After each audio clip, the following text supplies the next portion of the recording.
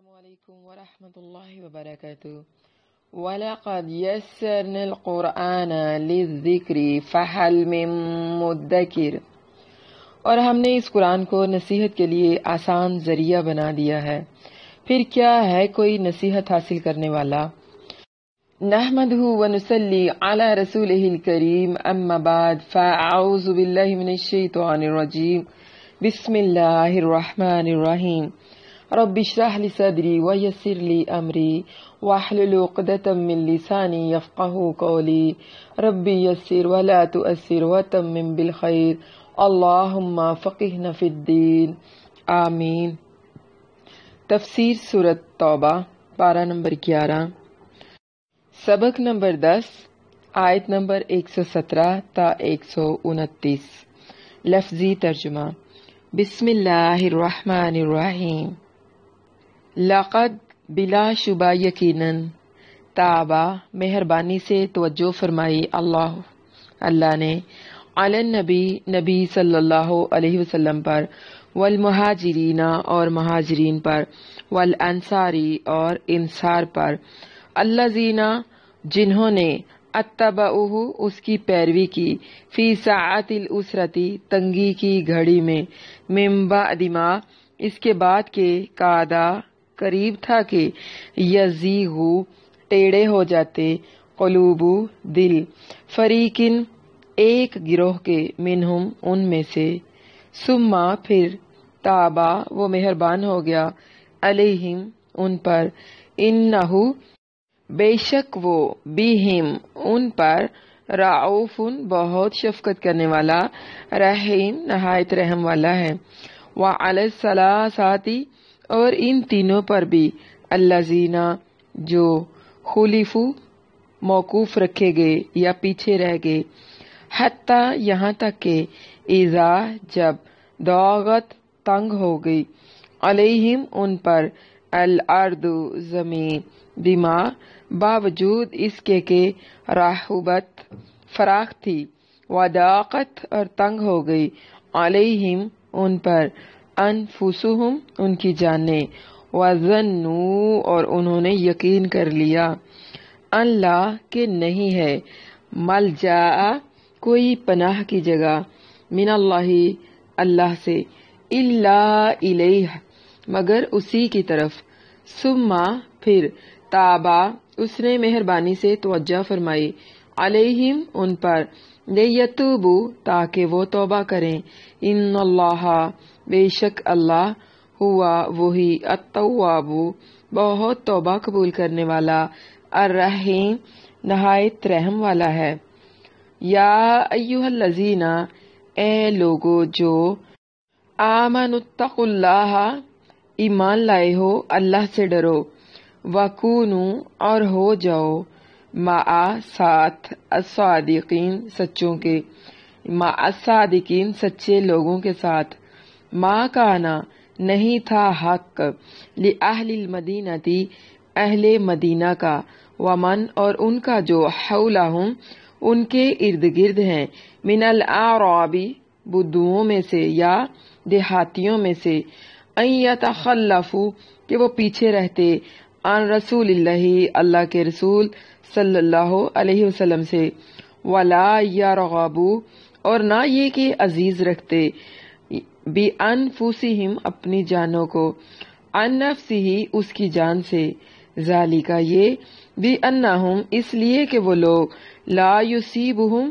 نہیں پہنچتی انہیں، ظمأ کوئی پیاس، ولا نصب اور نہ کوئی تھکاوٹ، ولا مخمصۃ اور نہ کوئی بھوک، فی سبیل اللہ اللہ کے راستے میں، ولا اور نہ، یطعون قدم رکھتے ہیں، موطئا کسی ایسی جگہ میں جو، یغیظ غصہ دلائے، الکفار کافروں کو، ولا اور نہ، ینالون حاصل کرتے وہ، من عدو کسی دشمن سے، نیلا کوئی کامیابی یا حصہ، الا مگر، کتبہ لکھ دیا جاتا ہے، لہم ان کے لیے، بہی اس کے بدلے، عمل عمل، صالح نیک، ان اللہ بے شک اللہ تعالی، لا युदीउ नहीं जाया करता, अजर अलमुहसिनीन अजर नेकी करने वालों का।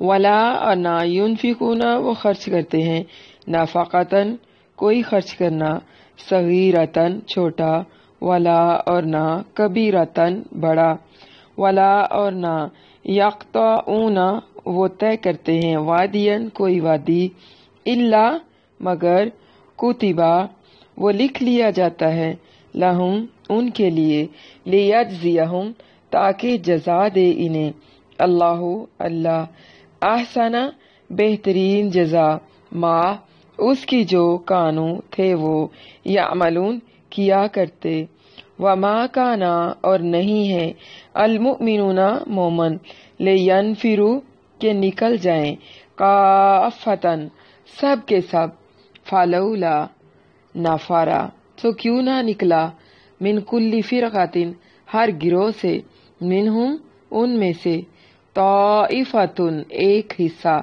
या एक गिरोह या एक जमात, लियतफक्कहू ताकि वो समझ हासिल करें, फिद्दीनी दीन में, वलियुनजिरू और ताकि वो डराएं, कौमहुम अपनी कौम को, इज़ा जब, राजाओ वापस जाएं, इलैहिम उनकी तरफ, लअल्लहुम ताकि वो, यहज़रून बच जाएं।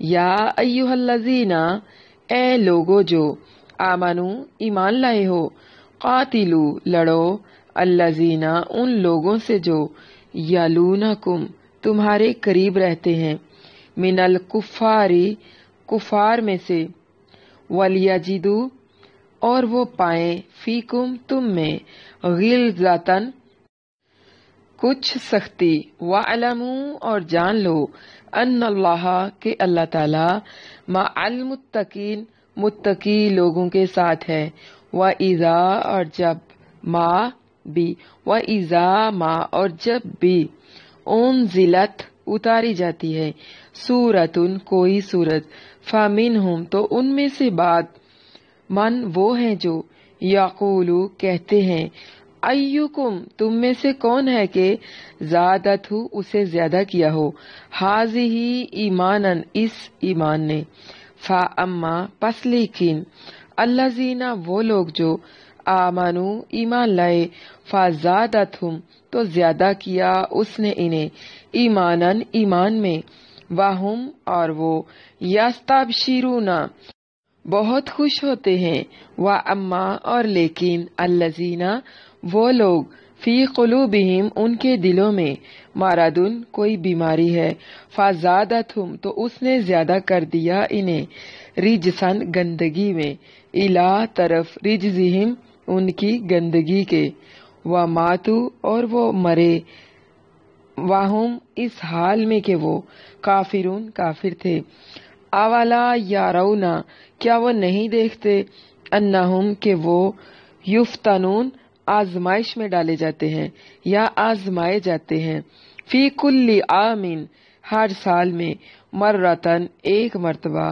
और मर्रतैनी या दो मर्तबा, सुम्मा फिर भी, ला यतूबूना वो तौबा नहीं करते हैं, वलाहुम और ना ही वो, यज़क्करून नसीहत हासिल करते हैं, व इज़ा मा और जब भी, उनजिलत उतारी जाती है, सूरतुन कोई सूरत, नाज़ारा देखता है, बादहुम उनका बाद, इला बाद की तरफ, हाल याराकुम क्या देख रहा है तुम्हें, मिन आहदिन कोई एक, सुम्मा फिर, अनसरफु वो वापस पलट जाते हैं, साराफा फेर दिए हैं, अल्लाहु अल्लाह ने, क़ुलूबहुम उनके दिल, बी अन्नहुम इस वजह से कि वो, कौमुन ऐसे लोग हैं जो, ला यफ़क़हून नहीं समझते, लाक़द बिला शुबा यकीनन, या अलबत्ता तहकीक,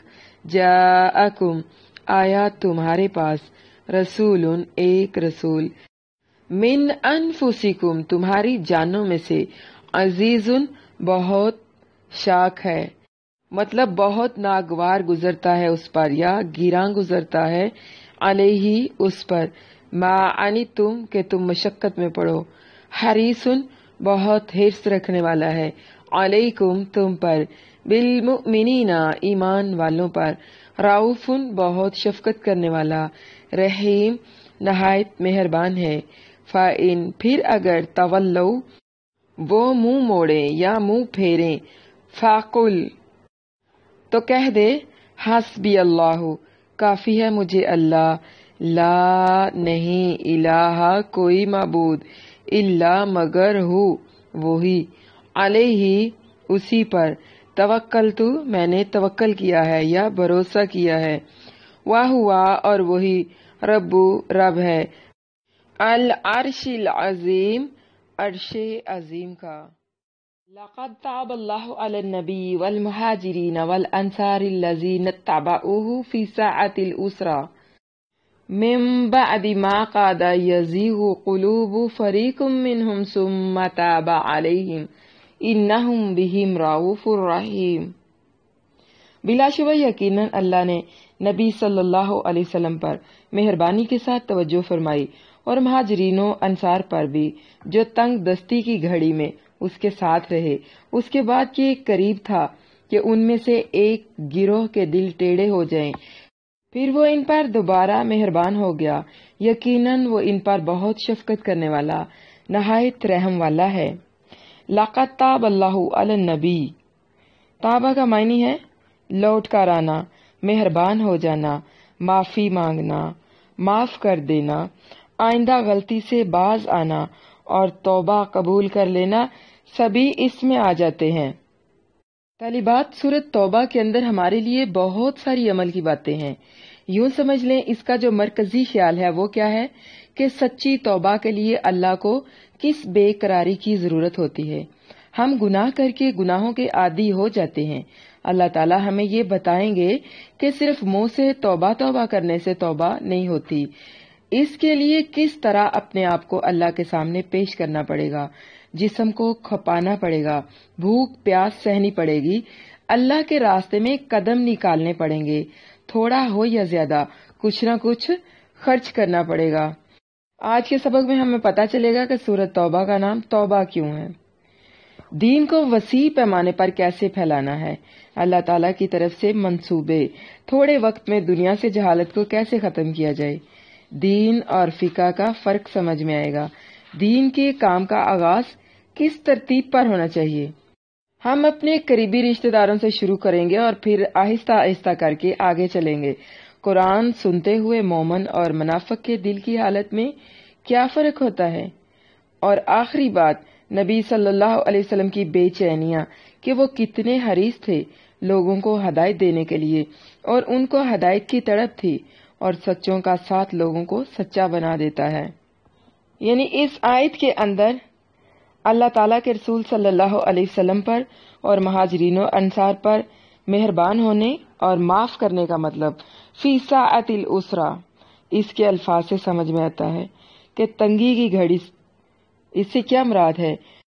इससे मुराद है गज़वा तबूक के लिए रवानगी का वक्त, जब शदीद गर्मी का मौसम था, कहत साली थी, फसलें पकने वाली थी और बेसरो सामानी की हालत थी।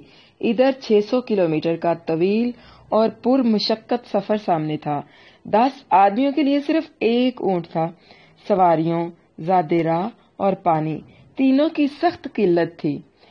उस वक्त जो सच्चे मुसलमान थे वो भी जहाद पर रवाना होने से घबराने लगे। आखिर उनके ईमान की पुख्तगी उनके नफ्स पर गालिब आ गई और वो पूरे अज़म और हौसले के साथ जहाद पर निकल खड़े हुए।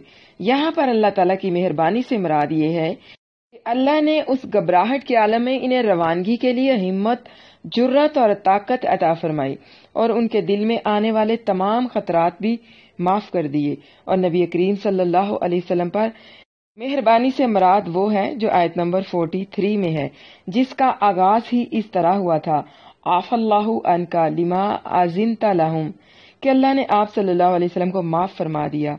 आपने ऐसे हट्टे कट्टे, तनुमंद और खाते पीते मुनाफिकों को जहाज से पीछे रहने की रुख्सत क्यों दी। गज़वा तबूक की मुहिम से मोमन और मुनाफिक का फर्क जाहिर हो गया, यानी कि खोटे और खरे को अलग कर दिया गया, छांटी कर दी गई। खुश्क साली का जमाना था, कहत पड़ा हुआ था, सख्त मुश्किल वक्त था, लेकिन उस वक्त साअतिल उसरा, तंगी के वक्त में भी अल्लाह ताला ने मोमिनों की मदद की। ये इतना मुश्किल वक्त था कि अंसार और महाजरीन के जो कुछ लोग थे उनके दिलों में भी शकूक व शुबहात आने लगे। क्योंकि ये शकूक व शुबहात ज़बान पर नहीं आए, अल्लाह ताला ने उन्हें बचा लिया। जैसे कि ग़ज़वा उहद में हमने पढ़ा था, बनु हारसा और बनु सबीला के दिल में कुछ शकूक व शुबहात आए थे। उनको लगा था कि नबी सल्लल्लाहु अलैहि वसल्लम को बाहर जाकर मुशरिकीन मक्का से नहीं लड़ना चाहिए, लेकिन जो ही उनको थोड़ा सा होश दिलाया गया तो वो संभल गए। हर इंसान की फिक्र का लेवल अलग होता है, बर्दाश्त करना पड़ता है। अल्लाह के नबी सल्लल्लाहु अलैहि वसल्लम का तबूक के लिए निकलना एक बहुत बड़ा फैसला था। सहाबा किराम रज़ियल्लाहु अन्हुम के दो दर्जे थे। एक ने दिलो जान से कबूल कर लिया कि अल्लाह के नबी सल्लल्लाहु अलैहि वसल्लम हिकमत वाले हैं। आप सल्लल्लाहु अलैहि वसल्लम का कोई भी फैसला जज्बाती नहीं है, आप किसी भी दबाव में नहीं आते। आप सल्लल्लाहु अलैहि वसल्लम का भरोसा हमेशा अल्लाह पर होता है। रूमियों से टक्कर के लिए आप सल्लल्लाहु अलैहि वसल्लम निकल रहे हैं तो यकीनन फतह आप सल्लल्लाहु अलैहि वसल्लम को होगी।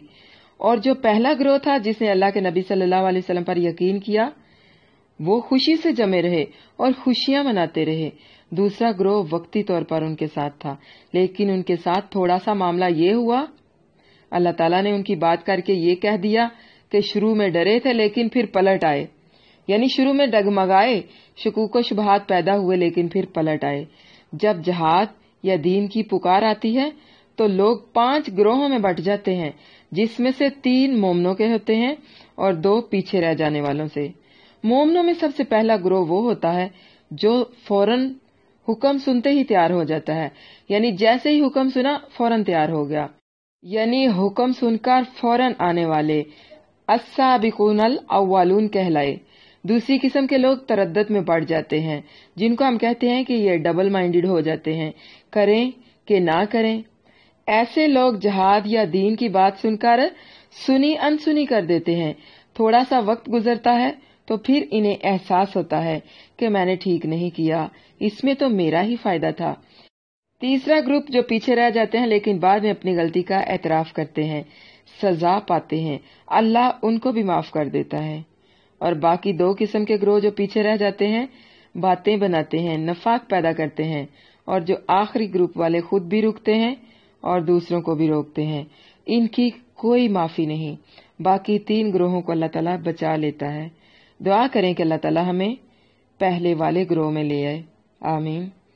निदामत तौबा का नाम है। शर्मिंदगी होगी किसी काम पर तो यही बहुत बड़ी तौबा है। बाज दफा हमें नेकी के बहुत सारे काम बहुत मुश्किल लगते हैं। जब नेकी करना मुश्किल हो और इंसान लगा बंदा काम करे, अल्लाह सुब्हानहू तआला उस बंदे को फिर उस पर जमा देता है। सुम्मा ताबा अलैहिम, अल्लाह उनकी तरफ पलट आता है। इन्हीं लोगों में से एक गिरोह, यहाँ पर तीसरे गिरोह की बात की जा रही है। व अलस सलासातिल लजीना खुल्लिफू हत्ता इज़ा दागत अलैहिमुल अर्दु बिमा राहुबत व दाक़त अलैहिम अनफुसुहुम व ज़न्नू अन ला मलजा मिनल्लाहि इल्ला इलैहि सुम्मा ताबा अलैहिम लियतूबू इन्नल्लाहा हुवत तव्वाबुर रहीम। और इन तीनों पर भी जो मौकूफ रखे गए, यहाँ तक कि जब जमीन उन पर तंग हो गई, बावजूद इसके के फराख थी और उन पर उनकी जानें तंग हो गई, और उन्होंने यकीन कर लिया कि बेशक अल्लाह से पनाह की कोई जगह उसकी जनाब के सिवा नहीं। फिर उसने उन पर मेहरबानी के साथ तवज्जो फरमाई ताकि वो तौबा करें। यकीनन अल्लाह ही है जो बहुत तौबा कबूल करने वाला, नहायत रहम वाला है। अब देखिए आयत नंबर 118 के अंदर व अलस सलासातिल लजीना खुल्लिफू, खुल्लिफू का मतलब है पीछे रह जाना, यानी जो पीछे छोड़ दिए गए। मगर यहाँ पर इसकी मुराद ये है कि जिनका फैसला पीछे कर दिया गया, यानी मौखर कर दिया गया। इसी बात का तज़किरा इससे पहले आयत नंबर 107 व आखरूना मरजूना लि अम्रिल्लाह में गुजरा है। मैंने बताया भी था आप लोगों को।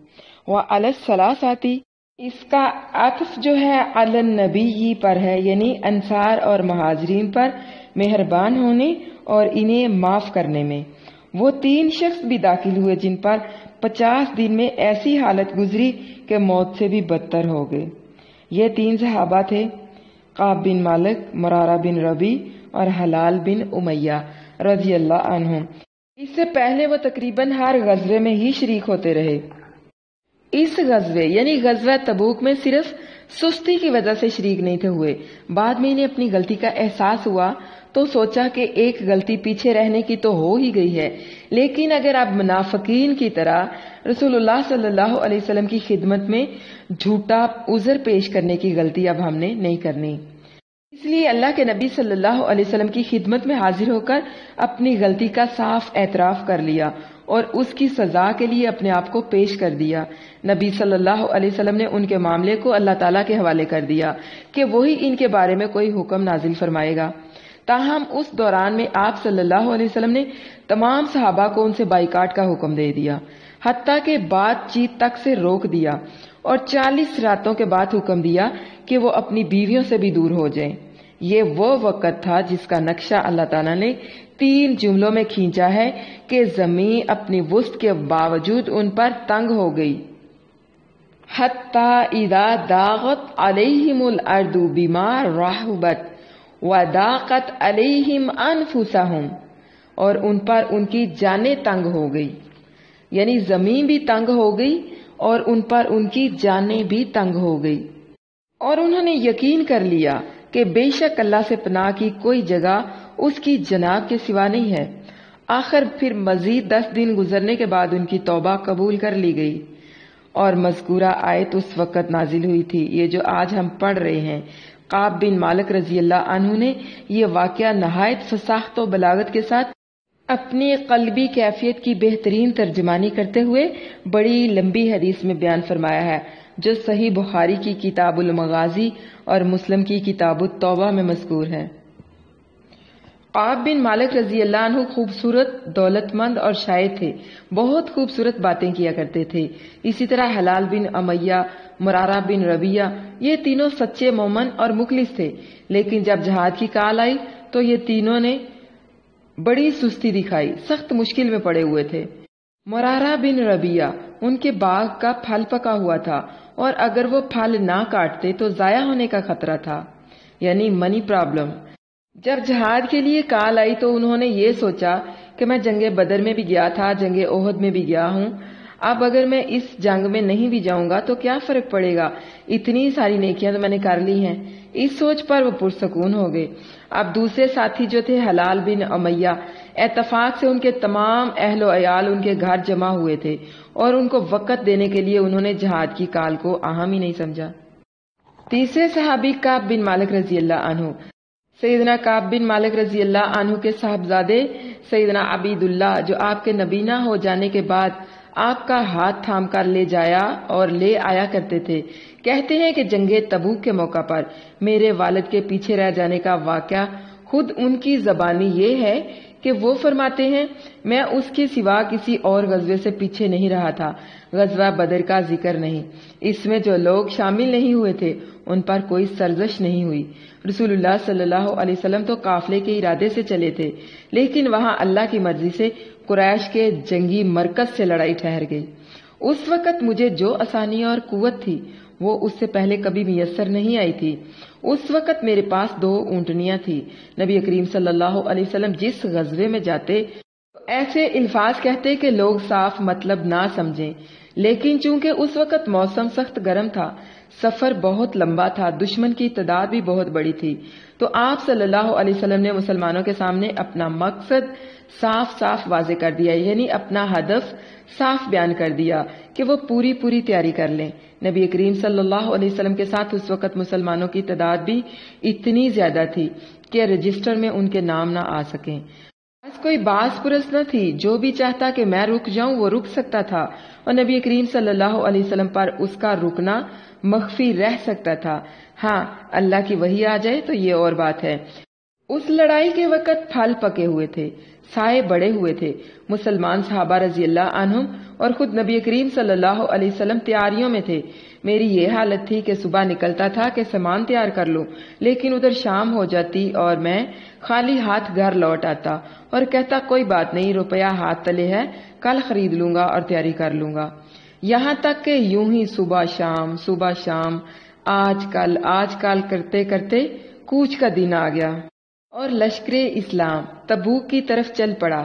میں نے کہا کوئی بات نہیں، 1-2 دن میں بھی پہنچ جاؤں گا۔ یوں ہی آج کا کام کل پر ڈالا اور کل کا پرسوں پر، یہاں تک کہ لشکر بہت دور جا پہنچا۔ گرے پڑے لوگ بھی چل دیے۔ میں نے کہا خیر چلے گئے اور کئی دن ہو گئے تو کیا ہوا، میں تیز چل کر ان لوگوں سے جا ملوں گا۔ لیکن افسوس ہے کہ مجھ سے یہ بھی نہ ہو سکا۔ ارادوں میں پیچھے رہ گیا۔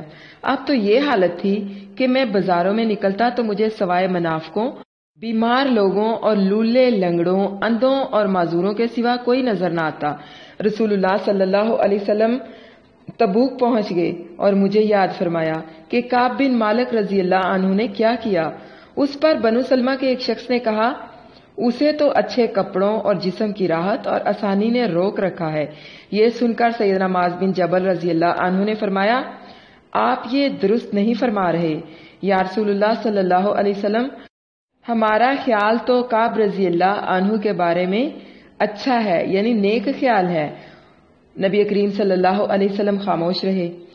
جب مجھے معلوم ہوا کہ اب آپ لوٹ رہے ہیں تو میرا جی بہت گھبرایا اور میں ہیلے بہانے سوچنے لگا کہ یوں بہانہ بنا کر نبی کریم صلی اللہ علیہ وسلم کے غصے سے نکل جاؤں گا، اپنے گھر والوں سے بھی رائے ملا لوں گا۔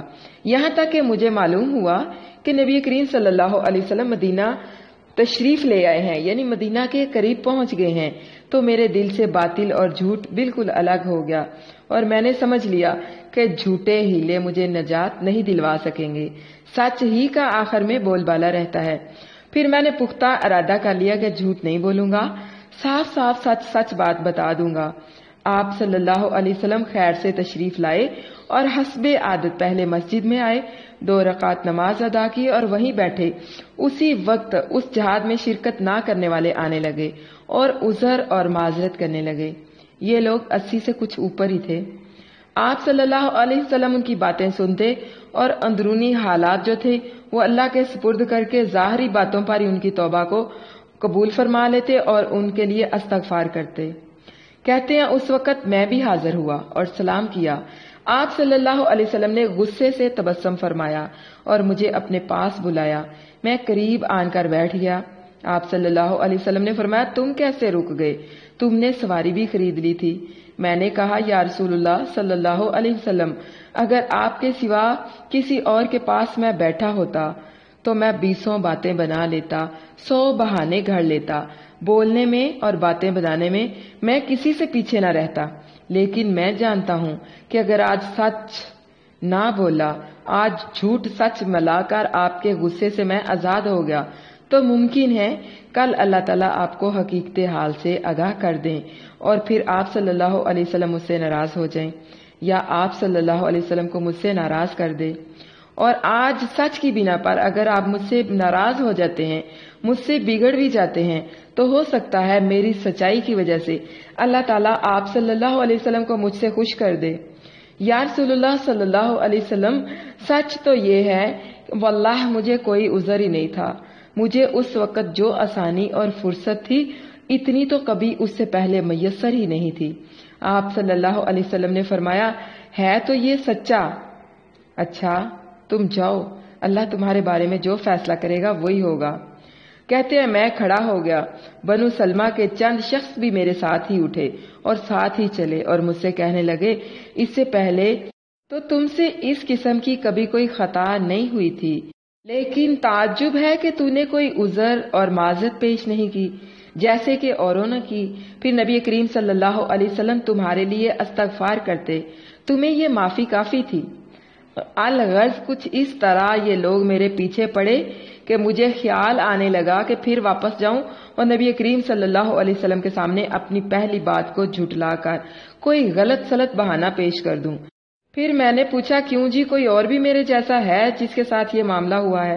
انہوں نے کہا ہاں 2 اور لوگ بھی ہیں اور انہیں بھی وہی جواب ملا ہے جو تمہیں ملا ہے۔ میں نے پوچھا وہ کون کون ہیں؟ انہوں نے جواب دیا مرارہ بن ربی عامری اور حلال بن امیہ وقفی رضی اللہ عنہما۔ ان دونوں نیک اور بدری صحابیوں کا نام جب میں نے سنا تو مجھے پورا اطمینان ہو گیا اور میں گھر چلا گیا۔ نبی کریم صلی اللہ علیہ وسلم نے ہم تینوں سے کلام کرنے سے مسلمانوں کو روک دیا تھا۔ لوگ ہم سے الگ ہو گئے، کوئی ہم سے بولتا چالتا نہیں تھا، یہاں تک کہ مجھے تو اپنا وطن پردیس معلوم ہونے لگا کہ گویا میں یہاں کی کسی چیز سے واقف ہی نہیں۔ 50 راتیں ہم پر اسی طرح گزر گئی۔ وہ دونوں بدری بزرگ تو تھک ہار کر اپنے اپنے مکانوں میں بیٹھ رہے، باہر اندر آنا جانا بھی انہوں نے چھوڑ دیا۔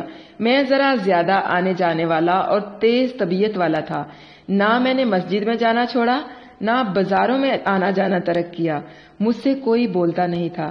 نماز کے بعد جب کہ نبی کریم صلی اللہ علیہ وسلم مسجد میں لوگوں کے مجمع میں تشریف فرما ہوتے تو میں آتا اور سلام کرتا اور اپنے جی میں کہتا کہ میرے سلام کے جواب میں آپ صلی اللہ علیہ وسلم کے ہونٹ ہلے بھی ہیں یا نہیں۔ پھر آپ صلی اللہ علیہ وسلم کے قریب ہی کہیں بیٹھ جاتا اور کنکھیوں سے آپ صلی اللہ علیہ وسلم کو دیکھتا رہتا۔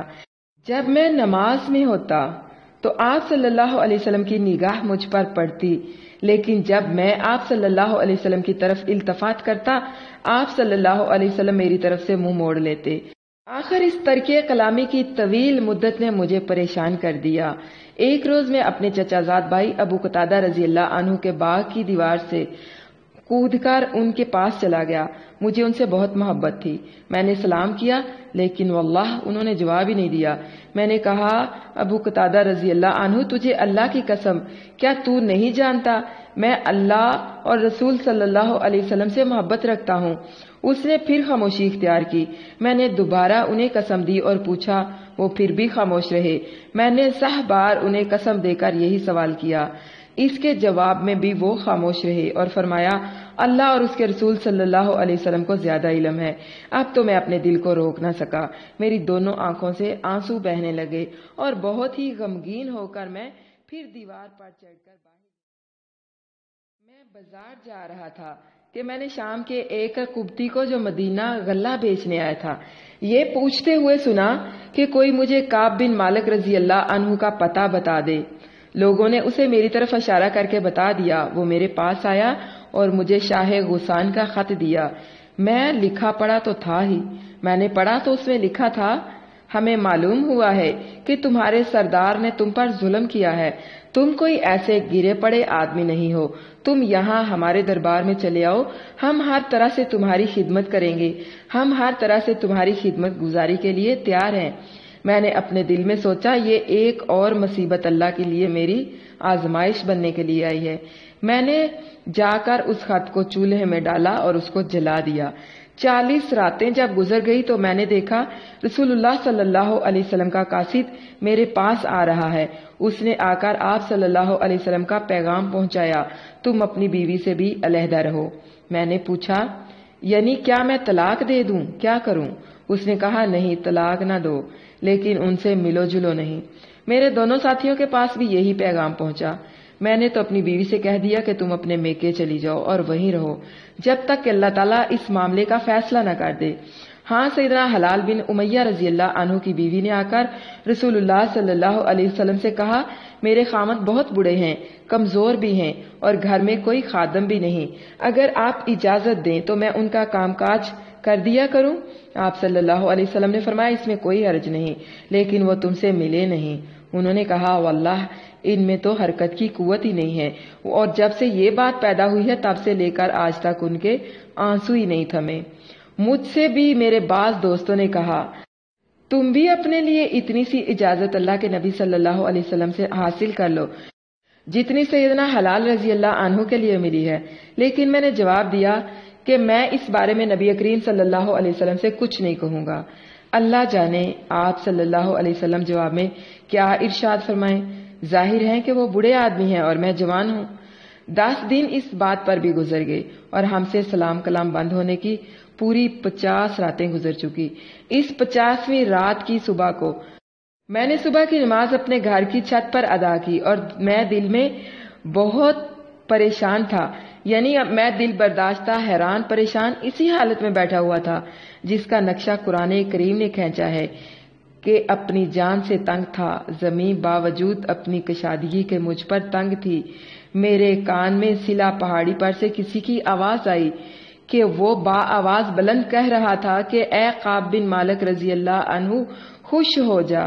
واللہ میں اس وقت سجدے میں گر پڑا اور سمجھ گیا کہ اللہ عز و جل کی طرف سے قبولیت توبہ کی کوئی خبر آ گئی ہے۔ بات بھی یہی تھی کہ صبح کی نماز کے بعد رسول اللہ صلی اللہ علیہ وسلم نے یہ خبر صحابہ رضی اللہ عنہم سے بیان فرمائی تھی، اور یہ سنتے ہی وہ پیدل اور سوار ہم تینوں کی طرف دوڑ پڑے تھے کہ ہمیں یہ خبر پہنچائیں۔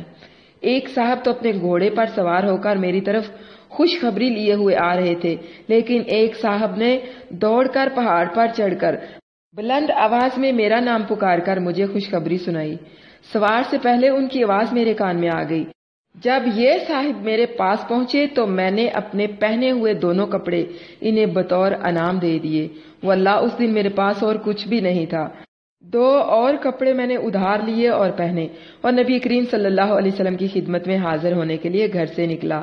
راستے میں جوک در جوک لوگ مجھ سے ملنے لگے اور مجھے میری توبہ کی بشارت پر مبارکباد دینے لگے کہ کعب رضی اللہ عنہ، اللہ تعالیٰ نے تمہاری توبہ کو قبول فرما لیا ہے، اللہ تعالیٰ کا تمہاری توبہ کو قبول فرمانا تمہیں مبارک ہو۔ میں جب مسجد میں پہنچا تو رسول اللہ صلی اللہ علیہ وسلم تشریف فرما تھے اور دوسرے صحابہ بھی وہاں پر اللہ کے نبی صلی اللہ علیہ وسلم کی خدمت میں حاضر تھے۔ مجھے دیکھتے ہی طلحہ بن عبداللہ رضی اللہ عنہ کھڑے ہو گئے اور دوڑتے ہوئے آگے بڑھ کر مجھ سے مصافحہ کیا اور مجھے مبارکباد دی۔ مہاجرین میں سے سوائے ان کے اور کوئی صاحب کھڑے نہیں ہوئے۔ کعب رضی اللہ عنہ طلحہ کی اس محبت کو ہمیشہ ہی اپنے دل میں لیے رہے۔ جب میں نے جا کر رسول اللہ صلی اللہ علیہ وسلم سے سلام کیا، اس وقت آپ صلی اللہ علیہ وسلم کے چہرہ مبارک کی رگیں خوشی سے چمک رہی تھیں۔ آپ نے فرمایا، کعب تم پر تمہاری پیدائش سے لے کر آج تک آج جیسا خوشی کا دن کوئی نہیں گزرا۔ میں نے کہا، یا رسول اللہ صلی اللہ علیہ وسلم، یہ خوشخبری آپ کی طرف سے ہے یا اللہ عز و جل کی جانب سے؟ آپ صلی اللہ علیہ وسلم نے فرمایا، نہیں بلکہ اللہ تعالیٰ کی طرف سے۔ نبی کریم صلی اللہ علیہ وسلم کو جب کوئی خوشی ہوتی تو آپ کا چہرہ مثل چاند کے ٹکڑے کے چمکنے لگ جاتا تھا اور ہر شخص چہرہ مبارک کو دیکھتے ہی پہچان لیا کرتا تھا۔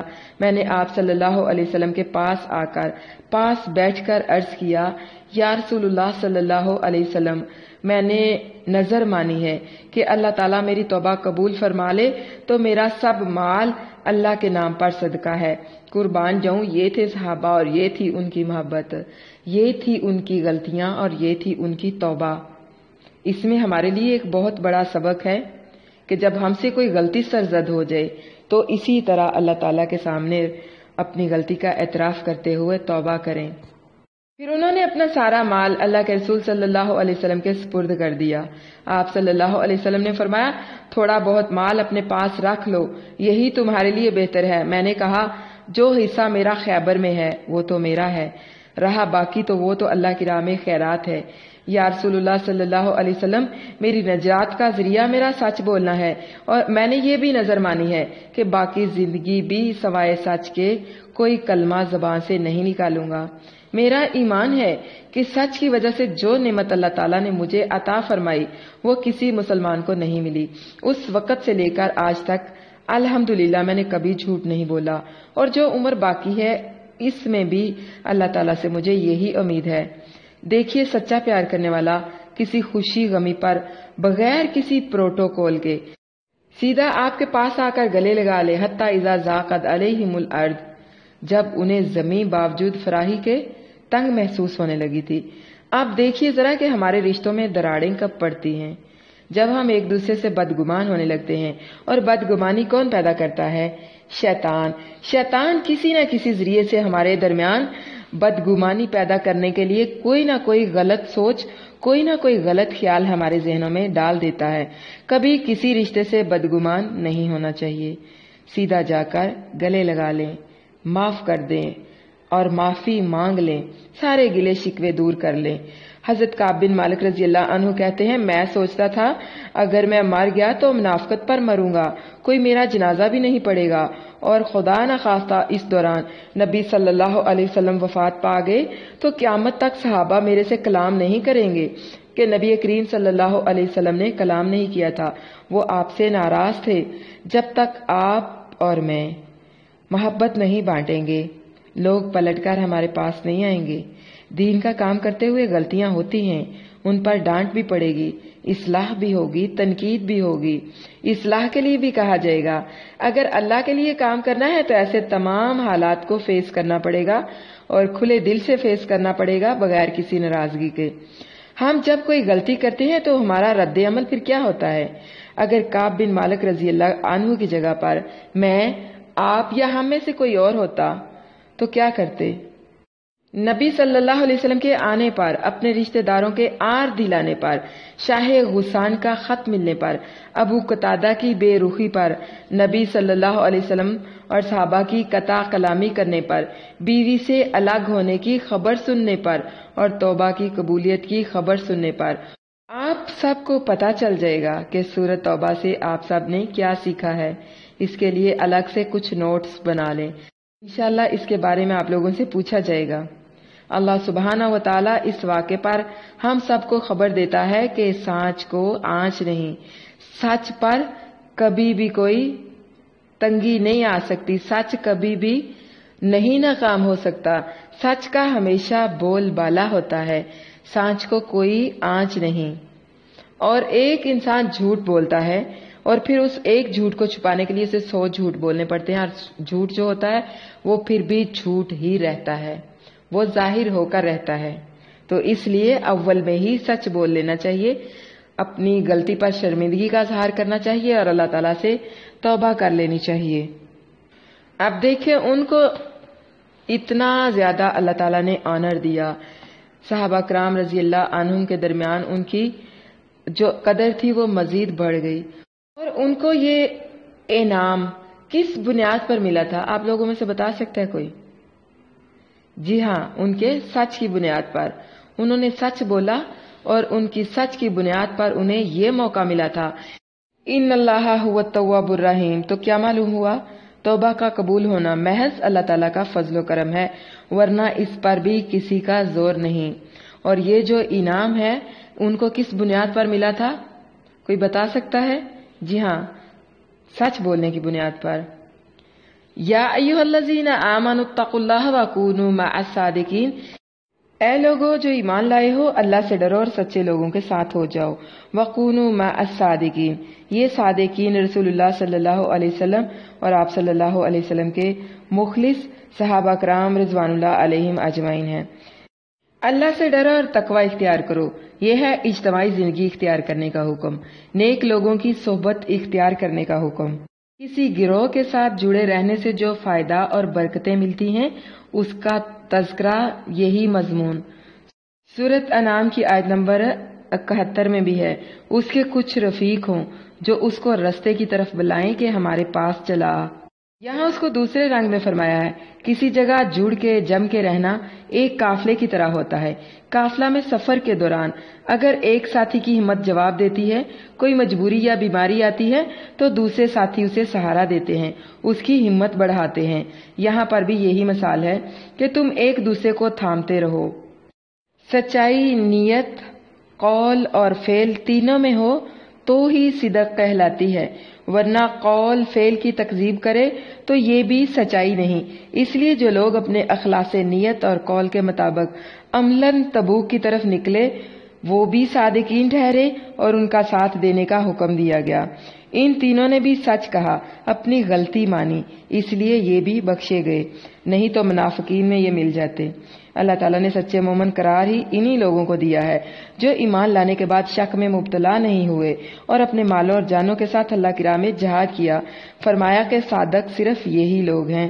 حضرت کعب بن مالک رضی اللہ عنہ کا بیان ہے کہ مسلمانوں کے بعد اللہ تعالیٰ کا سب سے بڑا انعام مجھ پر یہ ہے کہ میں نے اللہ کے نبی صلی اللہ علیہ وسلم کے سامنے سچ بولا، ورنہ میں بھی جھوٹ بول کر ہلاک ہو جاتا جس طرح کے دوسرے لوگ ہلاک ہو گئے۔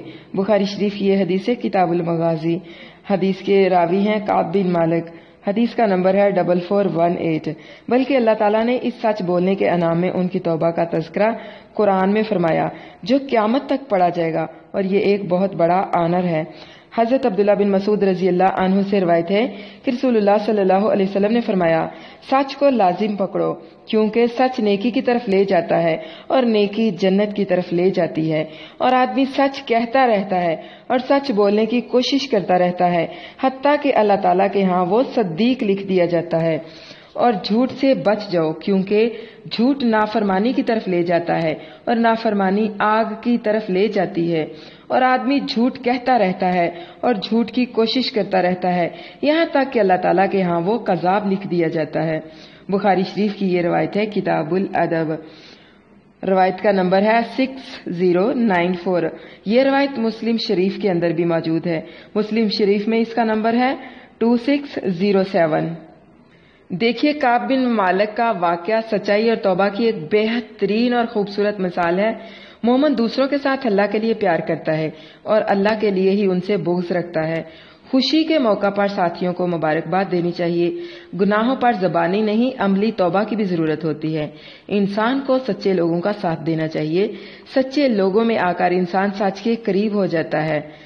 सोशल सर्कल किन लोगों में होना चाहिए? लोग बड़े लोगों में दोस्तियां बनाते हैं, बड़े किसी भी लिहाज से, यानी मालो दौलत या ओहदा। हजरत अबू बकर सदीक रजी अल्लाह अन्हु की मिसाल लें। रवायात में आता है कि सहाबा कराम रजी अल्लाह अन्हु में सबसे पहले आप सल्लल्लाहु अलैहि वसल्लम को हजरत अबू बकर सल्लल्लाहु अलैहि वसल्लम ने मुबारकबाद दी थी।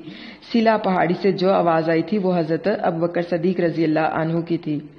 हजरत अबू बकर सदीक मक्का के सरदार भी थे, दौलतमंद भी थे। उनकी दोस्तियां वलीद बिन मुगीरा से, उतबा और शीबा से थीं, लेकिन जब इस्लाम जिंदगी में आया उन्होंने अपनी दोस्तियां तब्दील कर ली।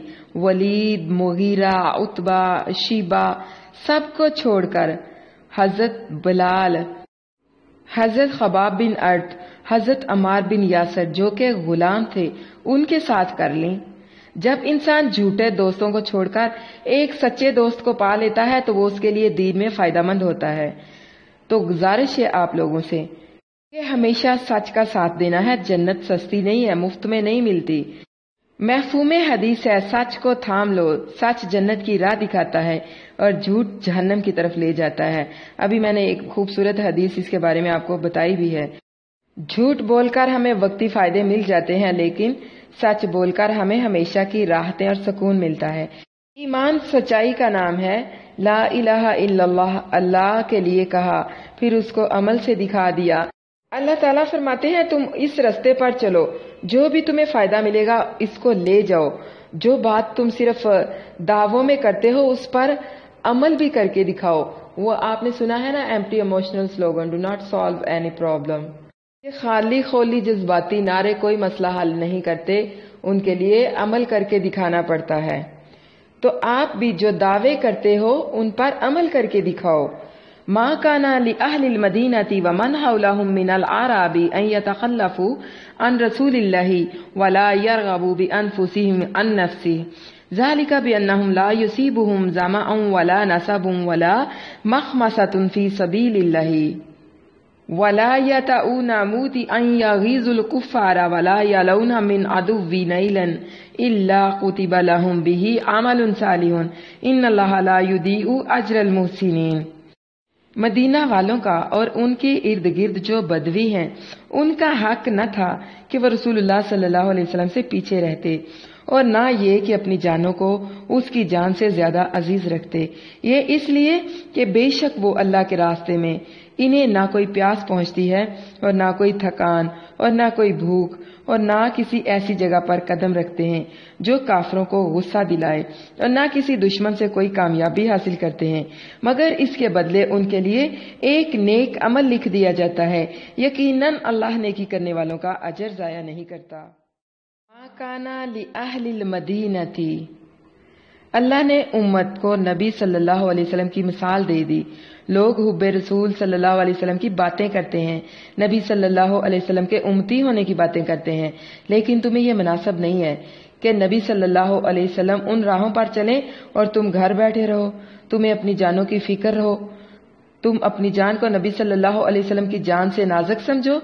तबूक का सफर, मदीना का माहौल, तपती राहें मुझको पुकारें, दामन पकड़ें, اللہ کے نبی صلی اللہ علیہ وسلم تو تپتی راہوں کی طرف کوچ کر رہے ہیں، تم ایمان کے دعوے کرتے ہوئے ٹھنڈے ایئر کنڈیشنر کمروں میں بیٹھے ہو۔ نبی کا ساتھ چھوڑ دو، تمہاری جان زیادہ نازک ہے، تم مٹی کے نہیں چاندی کے بنے ہو، نمک سے بنے ہو۔ تو یاد رکھو، آپ صلی اللہ علیہ وسلم کی جان سے بڑھ کر اپنی جان کی پرواہ کرنا یہ منافقت ہے۔ اللہ کے نبی صلی اللہ علیہ وسلم نے حضرت عمر سے پوچھا، عمر تمہیں مجھ سے کتنا پیار ہے؟ کہا، اللہ کے نبی بس اپنی جان سے زیادہ نہیں، باقی ہر چیز سے زیادہ عزیز ہیں۔ تو آپ صلی اللہ علیہ وسلم نے کہا، عمر تم مومن نہیں ہو سکتے۔ آپ صلی اللہ علیہ وسلم نے ان کے سینے پر ہاتھ رکھا اور عمر کہتے ہیں اس ہاتھ کی برکت سے میں نے اپنے دل میں اللہ کے نبی صلی اللہ علیہ وسلم کی محبت امڑتی ہوئی محسوس کی۔ میں نے کہا، اللہ کے نبی صلی اللہ علیہ وسلم اب مجھے آپ اپنی جان سے بھی زیادہ پیارے ہیں۔ کیا ہمیں اپنی جانیں زیادہ پیاری ہیں؟ اللہ کے نبی صلی اللہ علیہ وسلم اس دین کو پھیلانے کے لیے پیدل چلے، گھوڑوں پر بھی گئے، گرمی میں بھی رہے، اور آج ہم نرم گرم گاڑیوں میں بھی نہیں جا سکتے۔ ہم اپنے گھروں سے نکل کر دین کی بات کے لیے نہیں جا سکتے۔ آج ہمارے گھر کیوں بن گئے ہیں؟ نبی کا گھر تو اپنا گھر نہیں تھا، صحابہ کے گھر صرف اپنے گھر نہیں تھے، وہ اللہ کے گھر بنتے تھے۔ دار ارقم صحابی کا گھر تھا جو اسلام کا پہلا میٹنگ پوائنٹ بنا۔ مکہ میں جو بھی میٹنگ ہوتی تھی وہ حضرت ارقم رضی اللہ عنہ کے گھر ہوتی تھی۔ حضرت ابو ایوب انصاری کا گھر اللہ کے نبی صلی اللہ علیہ وسلم کے لیے میزبان بن گیا۔ 6 مہینے آپ صلی اللہ علیہ وسلم وہاں پر رہے۔ جب مسجد نبوی میں حجرے تیار ہوئے تب آپ صلی اللہ علیہ وسلم وہاں گئے۔ حضرت ابوبکر صدیق ہجرت کے لیے چیزیں اپنے گھر لے کر بیٹھے تھے۔ صحابہ کرام کے گھر تو ایسے ہوتے تھے، ان کی خوشی تو خوشی ہوتی تھی، اور ان کی خوشی ہوتی کہ اللہ کے ساتھ ہمارا اکاؤنٹ مل جائے، ہو سکتا ہے ہماری کمی بیشی دور ہو جائے۔ اللہ کی راہ میں بھوک پیاس اور جسمانی مشقت کی تکلیف انہوں نے جھیلی۔ آج ہمارے پیٹ اس قدر کیوں بھرے ہوئے ہیں؟ آج کیوں ہمیں دین کی پیاس محسوس نہیں ہوتی؟ کیوں آج ہم دین کی بھوک محسوس نہیں کرتے؟ اس لیے کہ ہم نے اس دین کو لینے کے لیے نہ تو پیاس کی تکلیف اٹھائی ہے، نہ مشکلوں کی تکلیف اٹھائی ہے، اور نہ ہی ہم نے فاقوں کی تکلیف اٹھائی ہے۔ وَلَا يَطَعُونَ مُوطِئًا يَغِيظُ الْكُفَّارَ وَلَا يَنَالُونَ مِنْ عَدُوٍّ نِيلًا إِلَّا كُتِبَ لَهُمْ بِهِ عَمَلٌ صَالِحٌ۔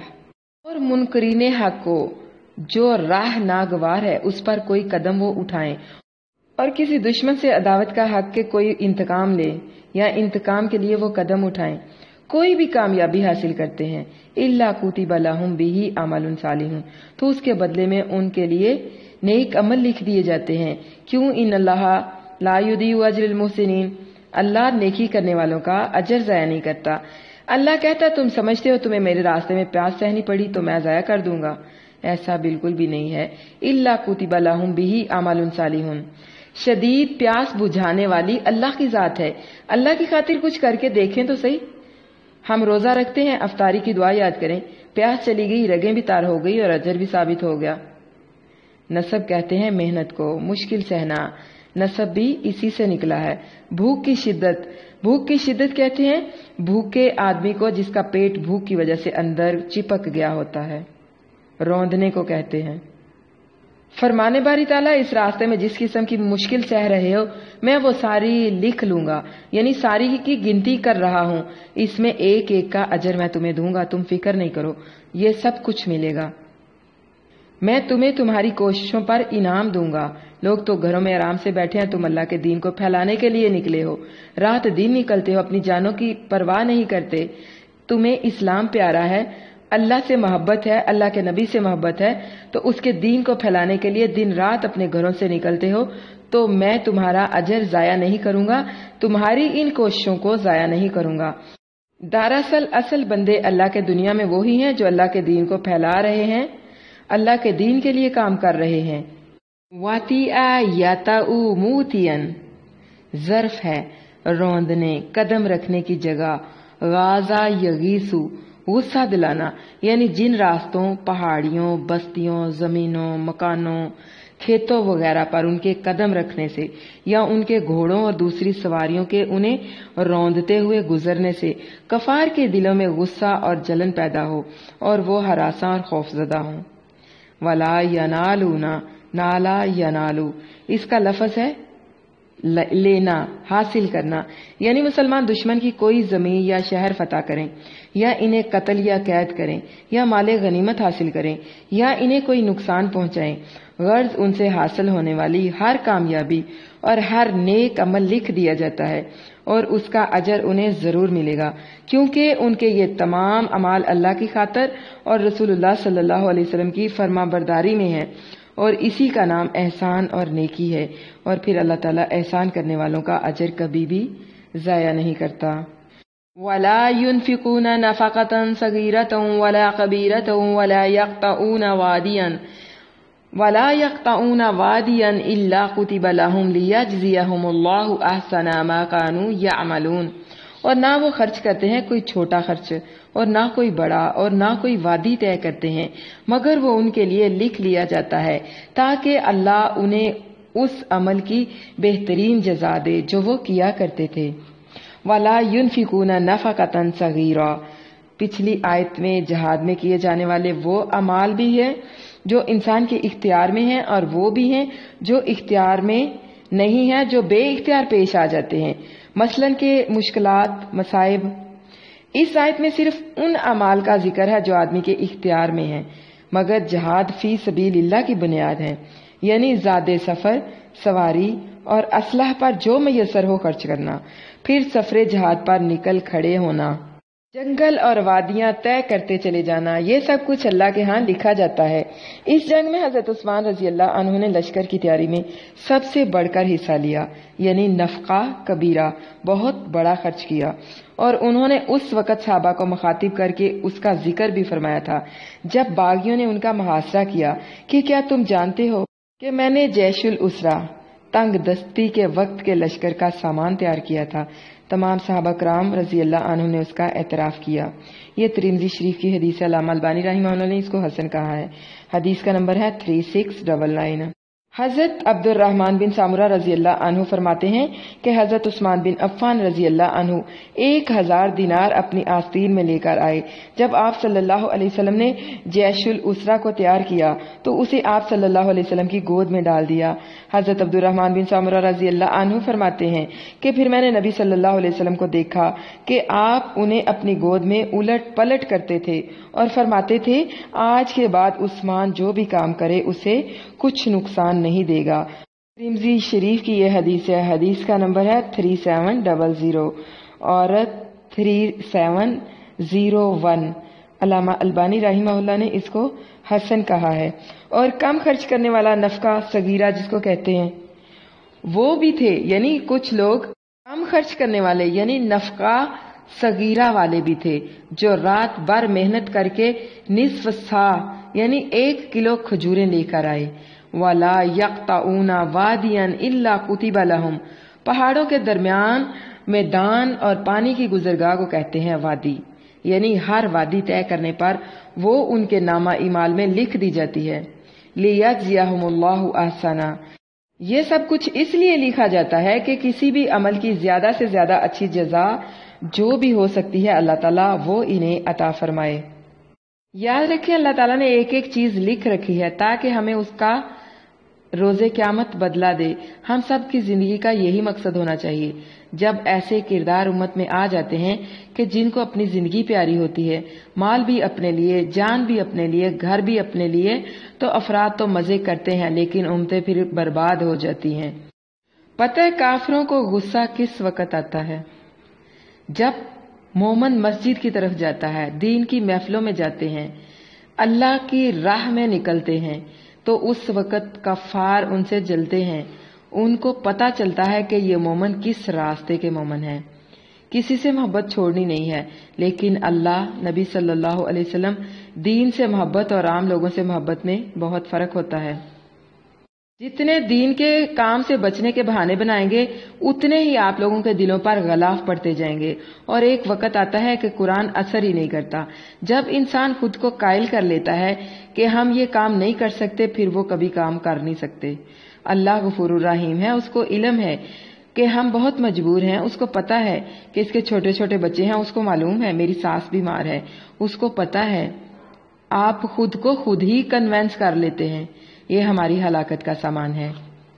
काब बिन मालिक रजी अल्लाह अन्हु की तड़प क्या थी कि मैं मर गया तो मेरा क्या बनेगा, और अगर अल्लाह के नबी सल्लल्लाहु अलैहि वसल्लम दुनिया से चले गए तो मुझसे नाराज दुनिया से चले जाएंगे, वो मेरे से बात नहीं करते और फिर उसके बाद सहाबा कराम भी मेरे साथ बात नहीं करेंगे, इसलिए कि वो अल्लाह के नबी सल्लल्लाहु अलैहि वसल्लम की पैरवी करते हैं कि अल्लाह के नबी मुझसे नाराज थे और वो नाराज मुझसे दुनिया से चले गए हैं, इसके बाद सहाबा भी मेरे साथ बात नहीं करेंगे। हमारी क्या तड़प है। अपना जायजा लीजिए कि आप किस कैटेगरी में हैं। दुआ है अल्लाह सुब्हाना व तआला हमें अमल की तौफीक अता फरमाए, आमीन। हर तरफ इंतशार हो, जब हर तरफ इख्तलाफात हों, जब हर तरफ बेगाड़ हों, तो फिर ऐसे में इस्लाह कैसे की जा सकती है। व मा कानल मुमिनूना लियनफिरू काफ़ा फलौला नफर मिन कुल्ली फिरक़तिन मिनहुम ताइफतुल लितफ़क़्क़हू फ़िद्दीन वलियुनज़िरू क़ौमहुम इज़ा रजअू इलैहिम लअल्लहुम यहज़रून। और मुमकिन नहीं कि मोमन सब के सब निकल जाएं, सो उनके हर गिरोह में से कुछ लोग क्यों ना निकले ताकि वो दीन में समझ हासिल करें और ताकि वो अपनी कौम को डराएं जब उनकी तरफ वापस जाएं ताकि वो बच जाएं। वमा कानल मुमिनूना लियनफिरू काफ़ा, ये नाफारा यनफिरू आमतौर पर लड़ाई के लिए निकलने के मायने में आता है, जैसा कि सूरह तौबा की आयत नंबर 78 में फरमाने बारी ताला है, मालकुम इज़ा क़ील लकुम मुनफिरू फी सबीलिल्लाहि सक़लतुम इलल अर्द। और इसी तरह फरमाया इनफिरू खिफ़ाफ़न व सिक़ाला। और फिर फरमाया सूरह तौबा ही के अंदर आयत नंबर 39, इल्ला तनफिरू युअज़्ज़िबकुम। और फिर इसी तरह अल्लाह ताला ने सूरह तौबा की आयत नंबर 81 में फरमाया वक़ालू ला तनफिरू फिल हर्री। और ये जो सूरत है ये शुरू से आखिर तक जहाद ही के तज़किरे से भरी हुई है, इसलिए लियनफिरू का मतलब लड़ाई के लिए निकलना ही है, यानी लड़ाई के लिए निकलें। जंगे तबूक में नफीर आम यानी तमाम मुसलमानों को निकलने का हुक्म था और फरमाया कि अहले मदीना और इसके इर्द गिर्द के आराब का हक ही नहीं बनता था कि वो जंग में रसूलुल्लाह सल्लल्लाहु अलैहि वसल्लम से पीछे रहें।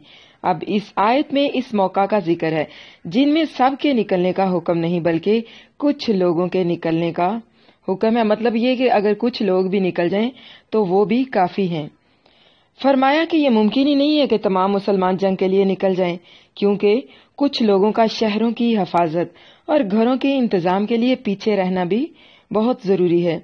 कुछ लोग किसी और जरूरी उज़र की वजह से नहीं निकल सकते, इसलिए हर बड़े गिरोह में से जंग की जरूरत के हिसाब से कुछ लोगों के लिए लाजिम है कि वो जहाद के लिए जरूर निकलें, ताकि वो जहाद के सफर, उसके दरमियान पड़ाव, रबात के दौरान और मैदान कताल में पूरी कोशिश के साथ दीन की समझ हासिल करें और वापस आकर अपनी कौम को डराएं कि दुश्मन के क्या क्या मंसूबे हैं या दुश्मन क्या क्या मंसूबे बना रहा है और उसकी तैयारी किस कदर है और उससे निपटने के लिए हमें क्या सूरत हाल जो है उसको इख्तियार करना पड़ेगा, हमें कौन से असबाब को अपनाना पड़ेगा ताकि वो आइंदा के लिए मुकम्मल तैयारी करके दुश्मन पर हमला कर सकें और फतह याब हो सकें। तफ़क़्क़हू फ़िद्दीन, इससे मुराद यहाँ पर जो बयान हुआ है वो ये है कि जब उस वक़्त हमारे यहाँ तफ़क़्क़हू दीन सिर्फ नमाज रोजे वगैरह के मसाइल थे, यानी इन्हीं को ही काफी समझ लिया गया था। दुश्मन के मंसूबों, साजिशों, चालों और कार्रवाइयों को समझने, उनसे बचने और अपने दिफा की बजाय उन पर हमला आवर होने को तफ़क़्क़हू फ़िद्दीन से बाहर करार दे दिया गया है।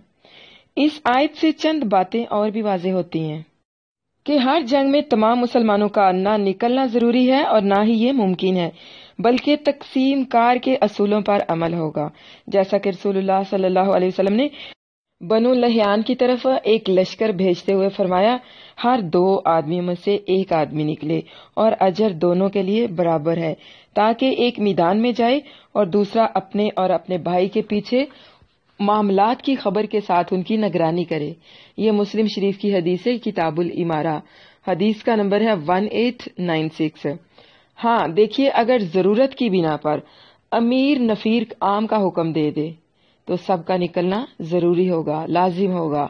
फिरका बड़ा होता है और ताइफा छोटा, हत्ता कि एक आदमी पर भी ताइफा का लफ्ज बोल सकते हैं, जैसा कि फरमाया व इन ताइफतानी मिनल मुमिनीन इक्ततलू, سورۃ الحجرات کی آیت نمبر 9۔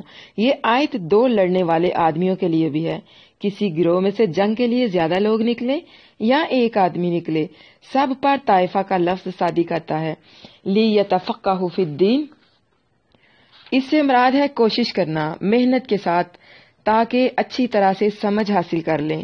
یہاں دین کے دو معنی ہیں، ایک تو قتال فی سبیل اللہ یعنی اللہ کے راستے میں لڑنا، جیسا کہ حضرت ابن عمر رضی اللہ عنہما سے روایت ہے کہ رسول اللہ صلی اللہ علیہ وسلم نے فرمایا، جب تم عینہ یعنی ہیلے کے ساتھ سود کی ایک صورت کے ساتھ بے کرنے لگو گے اور کھیتی باڑی پر خوش ہو جاؤ گے اور جہاد کو چھوڑ دو گے تو اللہ تعالیٰ تم پر ایسی ذلت مسلط کرے گا جسے دور نہیں کرے گا، حتی ترجعوا الی دینکم، یہاں تک کہ تم اپنے دین کی طرف واپس پلٹ آؤ۔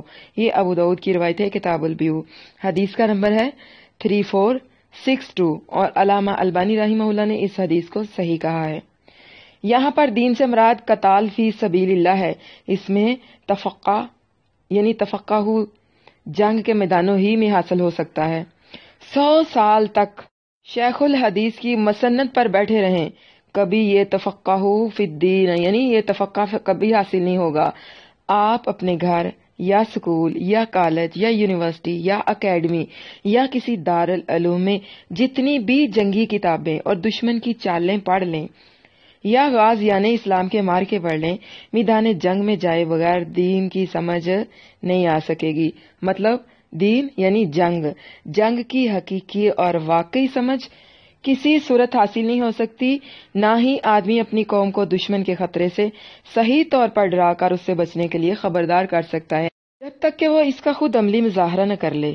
اور پھر دین کا دوسرا معنی عام ہے، یعنی پورا دین اسلام، اس میں تفقہ فی الدین، اس میں تفقہ حاصل کرنے کے لیے بھی جہاد کے میدانوں کا رخ کرنا ضروری تھا، کیونکہ دین کے علم کا سرچشمہ رسول اللہ صلی اللہ علیہ وسلم کی ذات گرامی تھی، اور آپ صلی اللہ علیہ وسلم مدینہ میں ہجرت کے بعد اکثر جہاد فی سبیل اللہ کے لیے سفر ہی میں رہتے تھے، یا پھر اپنے کسی صاحب علم فقہ یا صحابی کو امیر بنا کر بھیجتے تھے۔ بہت سے معجزات اور مسائل و احکام سفر ہی کے دوران واقعہ یا نازل ہوئے، اس لیے جب صحابہ کرام رضی اللہ عنہم کے حالات بیان ہوتے ہیں تو ان کی قابلیت اور فضیلت کا ذکر اسی طرح ہوتا ہے، شاہد المشاہدہ کلہا، کہ وہ تمام جنگوں میں حاضر رہے، اور اسی طرح کہا جاتا ہے شاہد البدر او الحدیبیہ او فتح مکہ او حنین او تبوک، کہ فلاں صاحب بدر یا حدیبیہ یا فتح مکہ یا حنین یا تبوک میں شریک ہوئے، اور یہ بات تو عیاں ہے کہ گھر کے بکھیڑوں میں علم اور فقہ کا حصول اس طرح ممکن ہی نہیں جس طرح ہر چیز سے فارغ ہو کر لشکر اسلام میں جا کر ممکن ہو سکتا ہے۔ دیکھیے ذرا مسلمہ قذاب کی لڑائی میں قرآن کے کتنے قاری اور علماء اور فقہا شہید ہوئے۔ لڑائی تو تھوڑی دیر کے لیے ہوئی تھی، باقی دوران سفر اقامت اور رباط میں تعلیم اور تعلم یعنی تفقہ فی الدین ہی کا شغل ہوتا تھا، جس میں لڑنے کے طریقے کے ساتھ ساتھ زندگی کے تمام مسائل سیکھے سکھائے جاتے تھے، اور سب لوگ رسول اللہ صلی اللہ علیہ وسلم، حضرت ابوبکر، حضرت عمر، عشرہ مبشرہ اور دوسرے تمام افضل صحابہ کرام رضی اللہ عنہم سے دوران جہاد میں دین سیکھتے اور واپس آ کر اپنی قوم میں جا کر انہیں دوسرے دینی مسائل سکھانے کے ساتھ ساتھ دنیا اور آخرت کی ذلت ترک جہاد سے ڈرا کر انہیں دشمن سے بچنے کی ترغیب دیتے۔ لِيُنذِرُوا اور يَحْذَرُونَ، اس پر ذرا غور کریے تو بات کافی حد تک سمجھ میں آ جائے گی کہ اس وقت دنیا میں مسلمانوں کی حالت زار کون سی چیز میں تفقہ حاصل نہ کرنے کا نتیجہ تھی۔ سید المفسرین امام طبری رحمہ اللہ اور کئی دوسرے مفسرین نے اس کا یہی مفہوم بیان کیا ہے، یعنی اسی مفہوم کو ترجیح دی ہے کہ لیتفقہوا فی الدین میں دین سے جہاد مراد ہے، حتی ترجعوا الی دینکم انہوں نے ذکر ہی نہیں فرمائی۔ اور پھر آیت کا دوسرا مفہوم یہ بھی ہے کہ جب سورۃ توبہ میں جنگ تبوک سے پیچھے رہ جانے والوں پر اللہ تعالیٰ نے سخت ناراضگی کا اظہار فرمایا تو ہر مسلمان کی کوشش اور خواہش یہی تھی کہ آئندہ ہم ہر جنگ میں جائیں گے، کسی جنگ سے پیچھے نہیں رہیں گے۔ اس پر یہ آیت اتری کہ تمام مسلمانوں کا ہر مہم کے لیے نکل جانا ضروری نہیں ہے، کچھ لوگوں کا پیچھے رہ جانا بھی ضروری ہے۔ یعنی تمام مسلمانوں کو نہیں چلے جانا چاہیے کہ پیچھے اللہ کے نبی صلی اللہ علیہ وسلم مدینہ میں اکیلے رہ جائیں، بلکہ ہر قبیلے میں سے کچھ لوگوں کو مدینہ میں آپ صلی اللہ علیہ وسلم کے پاس بھی آ کر حاضری دینی چاہیے، آپ کے پاس حاضر رہنا چاہیے، تاکہ وہ مدینہ کی اور رسول اللہ صلی اللہ علیہ وسلم کی پہرے داری کا فریضہ بھی سر انجام دیں اور علم بھی حاصل کریں، اور پھر واپس جا کر اپنی قوم کو تعلیم دین سے آراستہ کریں۔ اسی طرح کچھ لوگوں کو دینی مدارس میں پڑھنے کے لیے بھی نکلنا چاہیے، تاکہ وہ یکسوئی کے ساتھ دین کی اچھی طرح سے سمجھ حاصل کریں اور پھر واپس جا کر اپنی قوم کو دین سمجھا سکیں۔ ہاں، حالات کے تحت امیر المؤمنین نفیر عام کا حکم دیں تو پھر سب کے لیے نکلنا لازم ہے، پھر سب کو لازمی نکلنا چاہیے، کیونکہ جب قیام کا وقت ہوتا ہے تب سجدہ نہیں کیا جاتا۔ یعنی کہ غزوہ تبوک میں شرکت نہ کرنے والوں پر اتنی سخت پکڑ ہوئی کہ اس کے بعد یہ خدشہ پیدا ہو گیا کہ اس کے بعد جنگ کا حکم ہوگا تو سارے لوگ ہی نکل پڑیں گے۔ جب سارے نکل پڑیں گے تو جو باقی کام ہے وہ کون کرے گا؟ میدان جنگ میں جب بھی جانے کا حکم ہوا تو اس میں وقت اور حالات کا خیال رکھا جائے گا۔ اور پھر یہ بھی کہ مدینہ میں رہنے والے لوگوں کو نبی کریم صلی اللہ علیہ وسلم کے ساتھ رہنے کا زیادہ موقع ملا، لوگوں نے اللہ کے نبی کے ساتھ کا فائدہ اٹھایا، لیکن اس کے برعکس ارد گرد کے دیہات جہاں بدھو اور غریب اور کمزور لوگ رہتے تھے ان تک دین کی بات نہیں پہنچتی تھی، اس لیے ان لوگوں میں نفاق پیدا ہو گیا تھا۔ علم کی کمی نفاق کا ذریعہ بنتی ہے، پوائنٹ بھی نوٹڈ۔ انسان کو اپنے فائدہ اور نقصان کا پتہ ہی نہیں چلتا۔ یہاں اللہ سبحانہ و تعالیٰ نے ایک طریقہ بتا دیا کہ کیا دیہاتوں اور بستیوں کو ایسے ہی چھوڑ دیا جائے گا؟ نہیں، نبی ہمیشہ بڑے شہروں اور بڑی بستیوں میں بھیجے جاتے تھے تاکہ وہاں کے لوگ ٹھیک ہو جائیں تو باقی لوگ ان کی پیروی کر رہے ہوتے ہیں جو وہ بھی ٹھیک ہو جائیں۔ بڑے شہروں میں نبی آئیں گے تو ان کے ساتھ جو کام کریں گے، فیض حاصل کریں گے، وہ بھی وہیں کے لوگ ہو جائیں گے، دین اوپر کی سطح پر پھیلے گا۔ جب تک علم کا پانی سوسائٹی کی جڑوں اور بنیادوں تک نہیں پہنچے گا تبدیلی نہیں آئے گی۔ کچھ لوگ ہر بستی سے نکلے، انہوں نے اللہ کے نبی صلی اللہ علیہ وسلم سے علم سیکھا اور اپنے اندر پختگی پیدا کی۔ اس میں ہمارے لیے عمل کا نقطہ کیا ہے کہ خود بھی علم سیکھنا ہے اور دوسروں کو بھی سکھانا ہے۔ یا ایھا الذین آمنوا قاتلوا الذین یلونکم من الکفار ولیجدوا فیکم غلظہ وَاعْلَمُوا أَنَّ اللَّهَ مَعَ الْمُتَّقِينَ، اے لوگو جو ایمان لائے ہو، ان لوگوں سے لڑو جو کافروں میں سے تمہارے قریب ہیں، اور لازم ہے کہ وہ تم میں سے کچھ سختی پائیں، اور جان لو کہ بے شک اللہ متقی لوگوں کے ساتھ ہے۔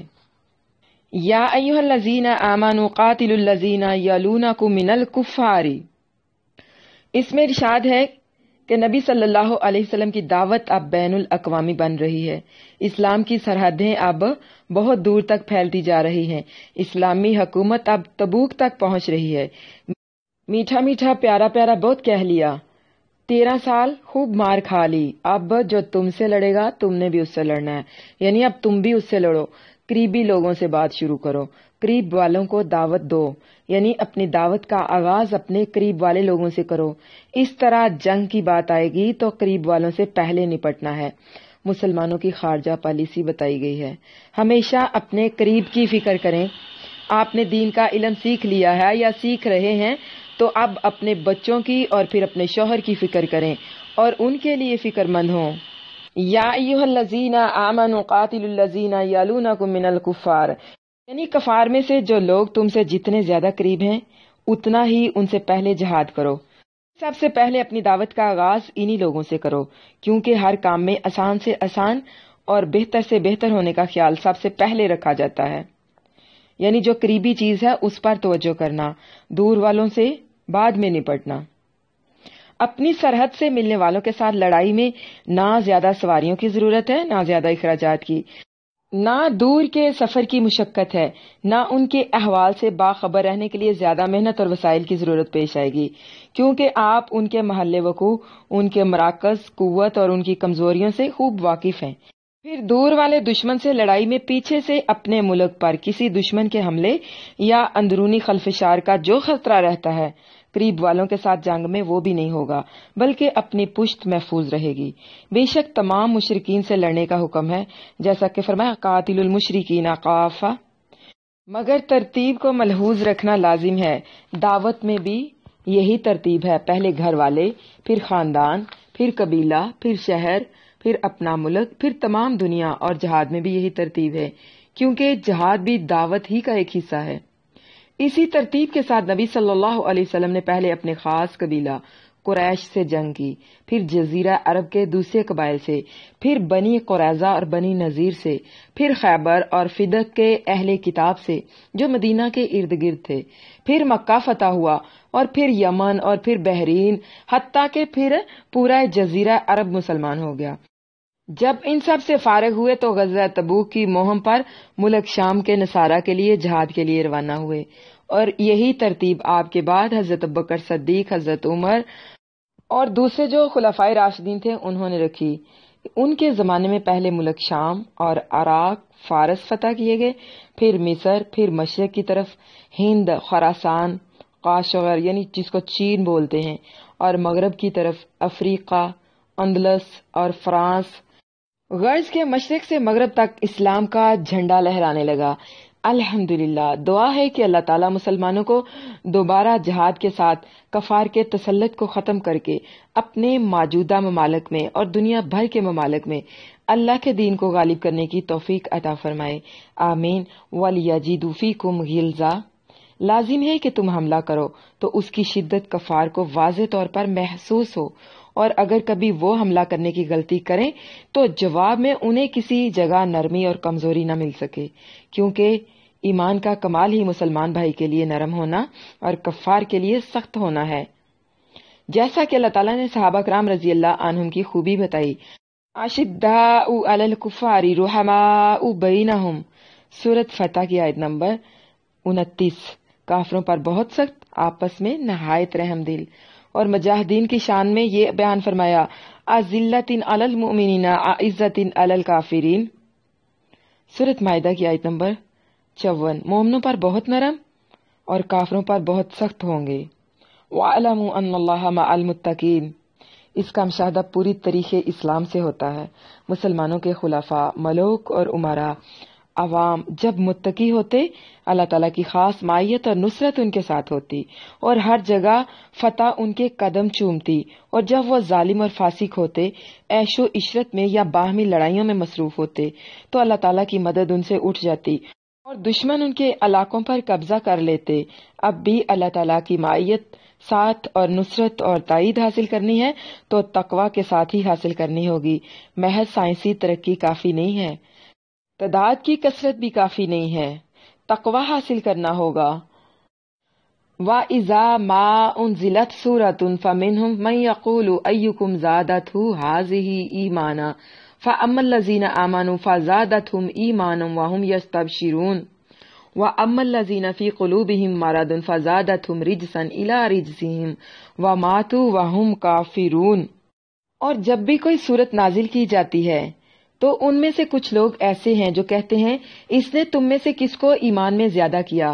پس جو لوگ ایمان لائے سو ان لوگوں کو تو اس نے ایمان میں زیادہ کر دیا، اور وہ بہت خوش ہوتے ہیں۔ اور رہے وہ لوگ جن کے دلوں میں کوئی بیماری ہے تو اس نے ان کو ان کی گندگی کے ساتھ ان کی گندگی میں زیادہ کر دیا، اور وہ اس حال میں مرے کہ وہ کافر تھے۔ وَإِذَا مَا أُنزِلَتْ سُورَةٌ، نبی کریم صلی اللہ علیہ وسلم کی عادت تھی کہ جب بھی قرآن پاک نازل ہوتا، آپ صلی اللہ علیہ وسلم سے خود یاد کرتے، پھر ارد گرد والے لوگوں میں بانٹ دیتے۔ آپ صلی اللہ علیہ وسلم جب قرآن دوسروں کو سکھاتے اور پڑھاتے تو وہ لوگ جن کے دل میں اسلام کی محبت تھی وہ تو بڑے غور سے سنتے اور خوشیاں مناتے، جبکہ منافقین کا رنگ ڈھنگ اور ہی قسم کا ہوتا تھا۔ وہ جاتے تو صرف اس لیے تھے کیونکہ حاضری کا حکم تھا، اور اگر نہ جاتے تو منافقت کا راز کھل جانا تھا، مگر ان کو حدیث اور آیات سے کوئی دلچسپی نہیں ہوتی تھی۔ جب آپ صلی اللہ علیہ وسلم قرآن پڑھ کر سناتے تھے تو وہ بد دلی سے بیٹھتے اپنے آپ کو حاضرین میں شمار کرنے کے لیے۔ ان کو بس فکر ہوتی تھی کہ جلدی سے یہاں سے بھاگ جائیں۔ اللہ تعالیٰ یہاں انہی لوگوں کی بات کر رہے ہیں کہ ان کو پتہ نہیں کہ اس میں ہماری اپنی ہی فلاح، ہماری اپنی ہی بھلائی ہے۔ کتنی بڑی نعمت ہے جو اس قرآن اور اس پیغمبر صلی اللہ علیہ وسلم کے ذریعے سے ہمیں مل رہی ہے، اور اپنی چھوٹی سی دنیا میں یہ اتنے غرق ہوئے ہیں کہ یہ خوبصورت گائیڈ لائن چھوڑ کے یہ دنیا کی طرف بھاگتے ہیں۔ یہ قرآن ہی تو تھا جس نے عرب کے ریگستان سے لوگوں کو اٹھایا اور پوری دنیا کے امام بن گئے۔ قرآن ہمارے ساتھ وہی معاملہ کرے گا جو ہم قرآن کے ساتھ کریں گے۔ ہم اس کے ساتھ پیار کرتے ہیں تو یہ ہمارے ساتھ پیار کرتا ہے، ہم اس کو محبت دیتے ہیں تو یہ ہمیں محبت دیتا ہے۔ ان کے نفاق کی اللہ نے تصویر کھینچی ہے کہ ان کو سمجھ میں کچھ کیوں نہیں آتا کہ اللہ کے نبی صلی اللہ علیہ وسلم ہمارے لیے رحمت بن کر آئے ہیں۔ وَإِذَا مَا أُنزِلَتْ سُورَةٌ سے یستبشرون یعنی حروف کی زیادتی معنی کی زیادتی پر دلالت کرتی ہے، ایسی زبردست خوشی جس کے آثار بشرے پر بھی ظاہر ہوں۔ سورتن اس سے مراد پوری سورت بھی ہو سکتی ہے اور آیت کا ایک ٹکڑا بھی۔ دیکھیے کسی بھی سورت کے نزول پر اسے قبول کرنے میں اہل ایمان اور اہل نفاق کا واضح فرق ہوتا ہے۔ بیج کی عمدگی زمین کی قابلیت کے بغیر فائدہ مند نہیں ہوتی۔ منافقین ایک دوسرے سے بطور استہزاء اور مذاق یا بعض کمزور ایمان والے مسلمانوں کو شک میں ڈالنے کے لیے پوچھتے ہیں کہ ان آیات کے ساتھ تم میں سے کس کے ایمان میں اضافہ ہوا ہے؟ فرمایا کہ اہل ایمان کے ایمان میں تو ان سے اضافہ اور زیادتی ہوتی ہے، دل کے علم اور یقین میں بھی، زبانی تصدیق میں بھی اور عمل میں بھی، اور تینوں کا نام ایمان ہے۔ وَهُمْ يَسْتَبْشِرُونَ اور وہ بہت ہی خوش ہوتے ہیں، جس خوشی کے اثار ان کے چہروں پر بھی نمایاں ہو جاتے ہیں۔ اور وہ لوگ جن کے دلوں میں کفر اور نفاق کا مرض ہے وہ پہلی صورتوں اور آیات ہی کے منکر تھے۔ جب اس سے بھی انکار کیا تو کفر کی ایک اور ردا ان کے دلوں پر چڑھ گئی، ایک اور کفر کا غلبہ ان کے دلوں پر چڑھ گیا اور ان کی کفر پر موت کا باعث بن گیا۔ یہ آیت اور قرآن مجید کی کئی اور آیات واضح الفاظ میں ایمان کے زیادہ ہونے کی صراحت فرماتی ہیں۔ امام بخاری رحمہ اللہ نے اپنی صحیح میں یعنی کتاب الایمان کے شروع میں 8 آیات اور پھر بہت سی حدیث مبارکہ ذکر فرمائی ہیں جو صاف ایمان کی کمی اور زیادتی پر دلالت کرتی ہیں، اور صرف عمل کے لحاظ ہی سے نہیں بلکہ نفس تصدیق اور یقین میں بھی کمی اور زیادتی پر دلالت کرتی ہے۔ آیات واضح ایمان کی کمی اور زیادتی کی دلیل ہیں۔ پھر ان لوگوں کا کیا حال ہے جو کہتے ہیں کہ میرا اور حضرت ابوبکر صدیق رضی اللہ عنہ کا اور میرا اور حضرت جبرائیل علیہ السلام کا ایمان ایک جیسا ہی ہے، کیونکہ ایمان سب کا برابر ہے، اس میں نہ کمی ہوتی ہے نہ زیادتی۔ وہ خود ہی سوچیں کہ کیا انہیں اللہ اور اس کے رسول اور آخرت کا وہ یقین حاصل ہے جو حضرت ابوبکر صدیق رضی اللہ عنہ اور حضرت جبرائیل علیہ السلام کو حاصل تھا؟ یعنی اللہ تعالیٰ نے ان کے نفاق کی تصویر کشی کی ہے کہ ان کو یہ بات سمجھ میں ہی نہیں آتی کہ اللہ کے نبی صلی اللہ علیہ وسلم تو ہمارے لیے باعث رحمت بن کر آئے ہیں۔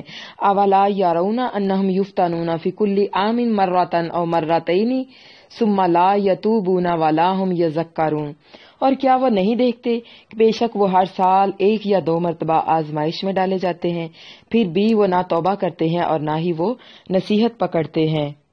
منافق سے ایک نیکی کا موقع چھوٹ جاتا ہے تو اگلا بھی وہ چھوڑ دیتا ہے۔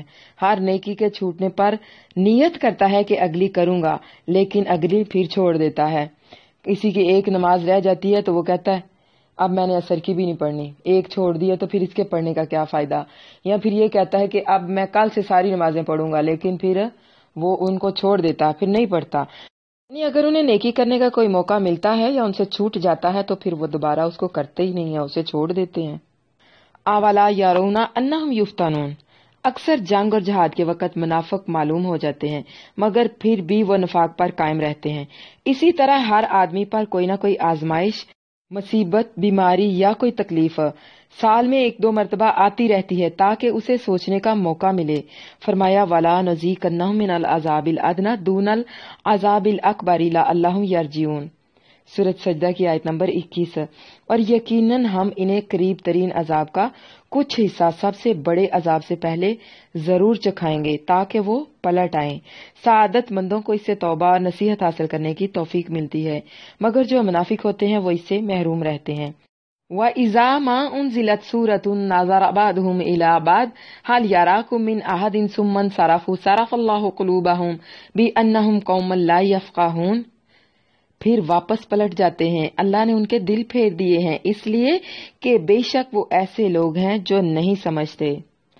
یعنی قتال کا حکم آتا ہے، کوئی مشکل نیکی کا موقع آتا ہے تو پھر وہ وہاں سے کھسک جاتے ہیں۔ منافقوں کے دل نبی صلی اللہ علیہ وسلم کی محفل میں نہیں لگتے، مشکل حکم پر نکل جاتے ہیں اور نکل کر خوش ہوتے ہیں۔ جب دین کی روح ہی پیدا نہیں ہوتی تو دین کے کام کرنے بہت مشکل لگتے ہیں۔ وَإِذَا مَا أُنزِلَتْ سُورَةٌ، اس آیت میں اللہ تعالیٰ نے اس وقت کا نقشہ کھینچا ہے جب منافقین رسول اللہ صلی اللہ علیہ وسلم کی مجلس میں موجود ہوتے اور ان کے راز کھولنے والی یا جہاد کے حکم پر مبنی کوئی صورت یا آیات اترتی تو وہ کمینگی اور شرارت سے ایک دوسرے کی طرف دیکھتے اور موقع پا کر کہ کوئی دیکھ تو نہیں رہا مجلس سے کھسک جاتے۔ ان کی سمجھ میں صاف آ رہا ہوتا کہ ان آیات کا مصداق وہی ہیں، کیونکہ جہاد کے لیے نکلنا انہی کو اپنے لیے موت نظر آتی تھی اور اس مجلس میں بیٹھنا ان کے لیے سراسر ضلالت کا باعث تھا۔ اتنے کمینے اور ذلیل تھے کہ تائب ہونے کی بجائے وہاں سے نکل جانے کو ترجیح دیتے۔ فرمایا قد یعلم اللہ الذین یتسللون منکم لواذا، بے شک اللہ ان لوگوں کو جانتا ہے جو تم میں سے ایک دوسرے کی آڑ لیتے ہوئے کھسک جاتے ہیں۔ سورۃ نور آیت نمبر 63۔ صارف اللہ قلوبہم، اللہ نے ان کے دل پھیر دیے ہیں کیونکہ وہ سمجھتے ہی نہیں کہ ہماری فلاح اور بھلائی کس چیز میں ہے، یا یہ بد دعا ہے کہ وہ اس کے اہل ہیں کہ ان کے حق میں کہا جائے۔ اللہ نے ان کے دلوں کو پھیر دیا ہے کہ وہ ہدایت کی طرف نہ آتے ہیں، نہ اس کو سنتے ہیں، نہ وہ سمجھتے ہیں۔ انہیں یہ توفیق ہی نہیں ہوتی کہ وہ اس بات پر غور کر سکیں کہ اس میں انہی کا بھلا ہے۔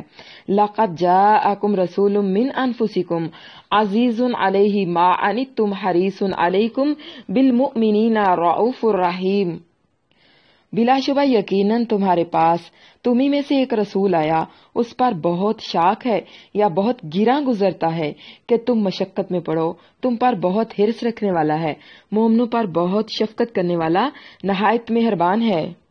یعنی نبی کریم صلی اللہ علیہ وسلم کا معاملہ اپنی امت سے محبت کا تھا۔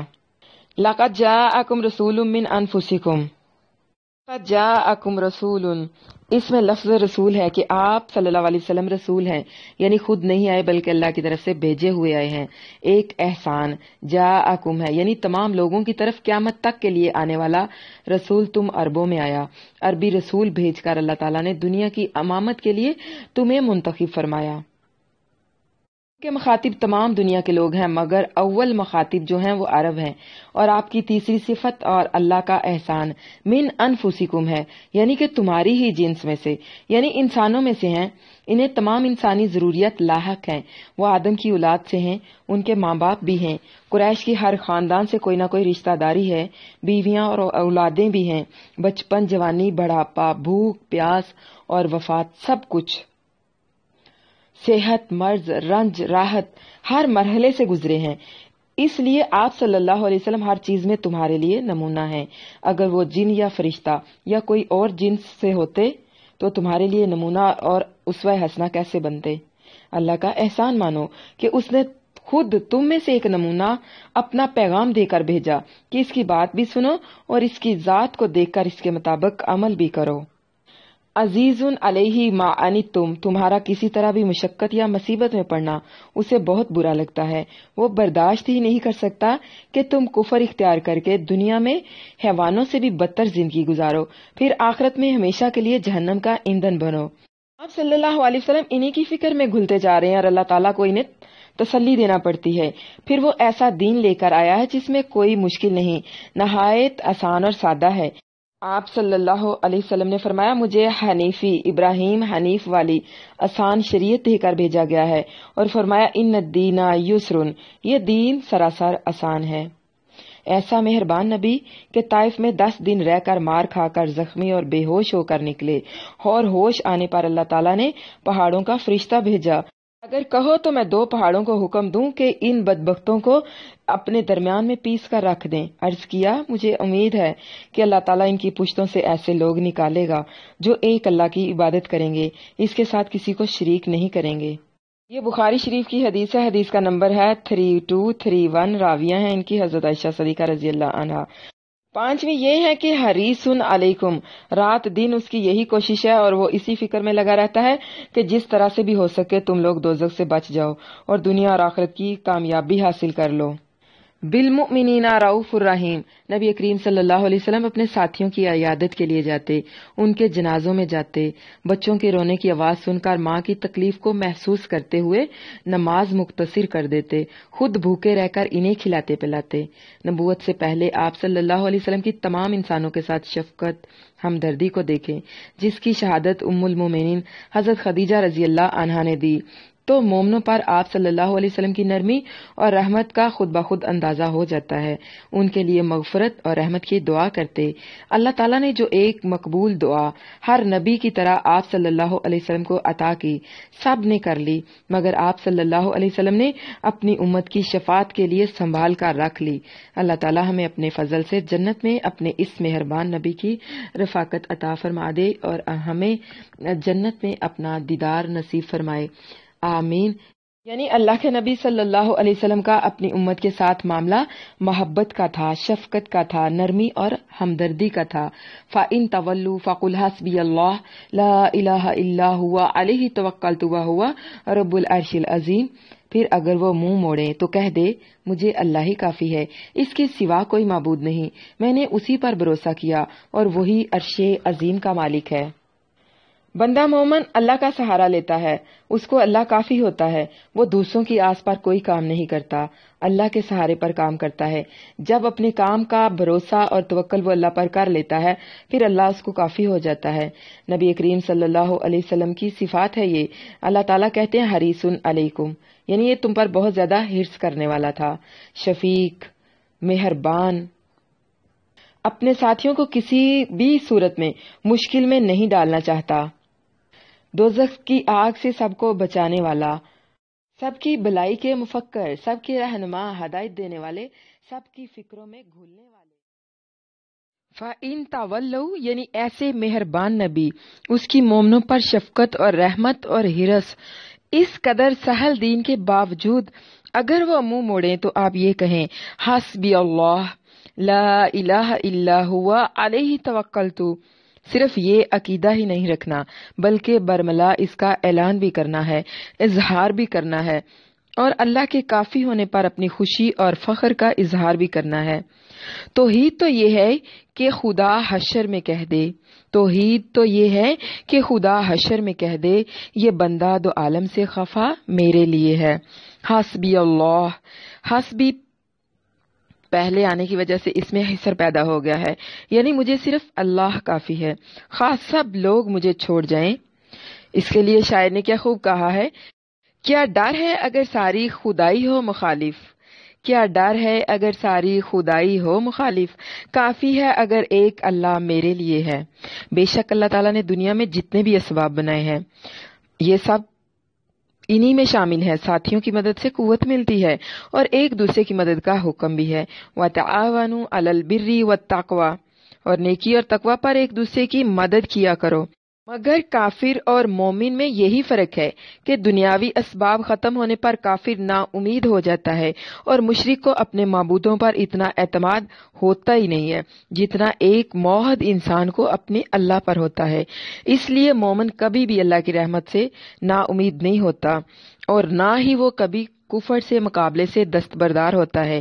کافر ہے تو شمشیر پہ کرتا ہے بھروسہ، کافر ہے تو شمشیر پہ کرتا ہے بھروسہ، مومن ہے تو بے تیغ بھی لڑتا ہے سپاہی.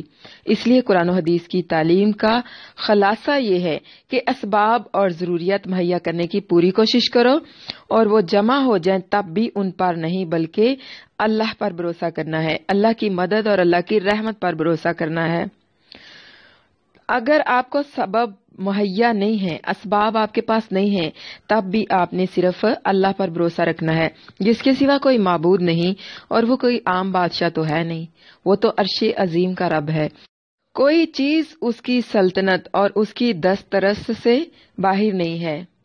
تمام اسباب ختم ہو بھی جائیں، ایک اللہ پر اسی اعتماد اور اسی کے مطابق اللہ کی مدد کا مظاہرہ غار ثور میں ہوا تھا. فرمایا الا تنصروہ فقد نصرہ اللہ، اسی کا مظاہرہ جنگ احد کے اختتام پر دشمن کے اجتماع کی خبر پر اہل ایمان کے قول کے وقت ہوا، اور اسی کا مظاہرہ دنیا کا ہر سہارا ختم ہونے پر، آگ میں پھینکے جانے پر حضرت ابراہیم علیہ السلام کا قول حسبنا اللہ و نعم الوکیل، یعنی ان کے کہنے اور بلا اسباب آگ کو گلزار بنا کر اللہ تعالیٰ کی مدد کی صورت میں ہوا۔ اسباب جتنے بھی ہوں بھروسہ اللہ پر رکھنا ہے، اسباب کوئی بھی نہ ہو تب بھی بھروسہ اللہ پر رکھنا ہے۔ سورۃ بروج میں مذکور اصحاب الاخدود والے لڑکے کے پاس جب تمام اسباب ختم ہو گئے تو اس نے انہی الفاظ کے ہم معنی الفاظ اللہم اکفینیہم بما شئت، اے اللہ مجھے ان سے کافی ہو جا جس چیز کے ساتھ تو چاہے، ان الفاظ کے ساتھ دعا کی تو پہاڑ سے گرانے والے خود گر کر مر گئے اور سمندر میں ڈبونے والے خود ڈوب کر مر گئے، مگر اس بچے کا کچھ نہ بگڑا۔ اب بھی اگر کوئی یقین کے ساتھ اللہ پر اعتماد کرنے والا یہ دعا پڑھے اور پھر اللہ تعالیٰ پر پوری طرح اپنا بھروسہ اور توکل رکھے، اللہ تعالیٰ کی مدد اسی طرح آئے گی، خاص ساری دنیا اس سے منہ موڑ لیں، کسی بھی قسم کا ڈر ہو، کسی بھی قسم کا خوف ہو، جو آپ لوگ وظیفے پوچھتے ہو، ہمارے گھر میں مشکلات ہیں، ہمارے گھروں میں پریشانیاں ہیں، ہمیں اس چیز کا ڈر ہے، ہمیں اس چیز کا ڈر ہے، تو تم اس دعا کو کیوں نہیں پڑھتے؟ حسبنا اللہ و نعم الوکیل، خاص ساری دنیا آپ کی مخالف ہو جائے، ساری دنیا آپ سے منہ موڑ جائے، اللہ آپ کو کافی ہو جائے گا، بشرط یہ کہ پورے یقین کے ساتھ آپ نے پڑھنا ہے۔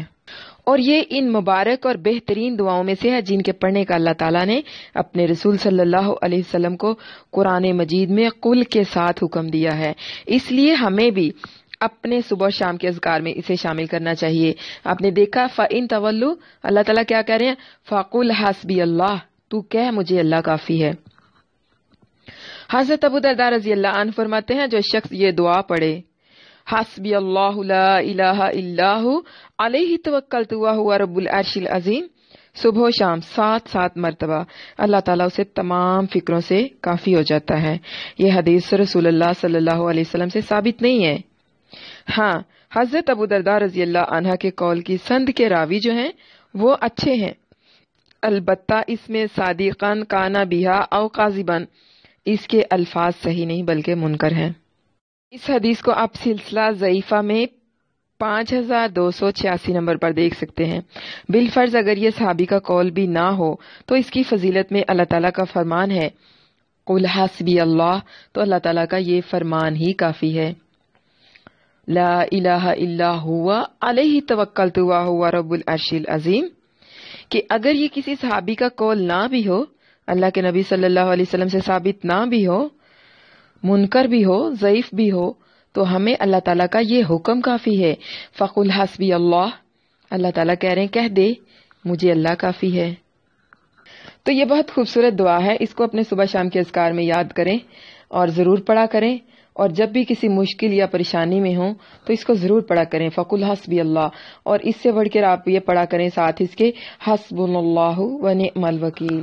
انتہائی خوبصورت دعا ہے، ایک بہترین پاورفل وظیفہ ہے، آپ کو ہر قسم کے خوف سے امن دے گی، ہر قسم کے خوف سے آپ کو نہ ڈر کر دے گی۔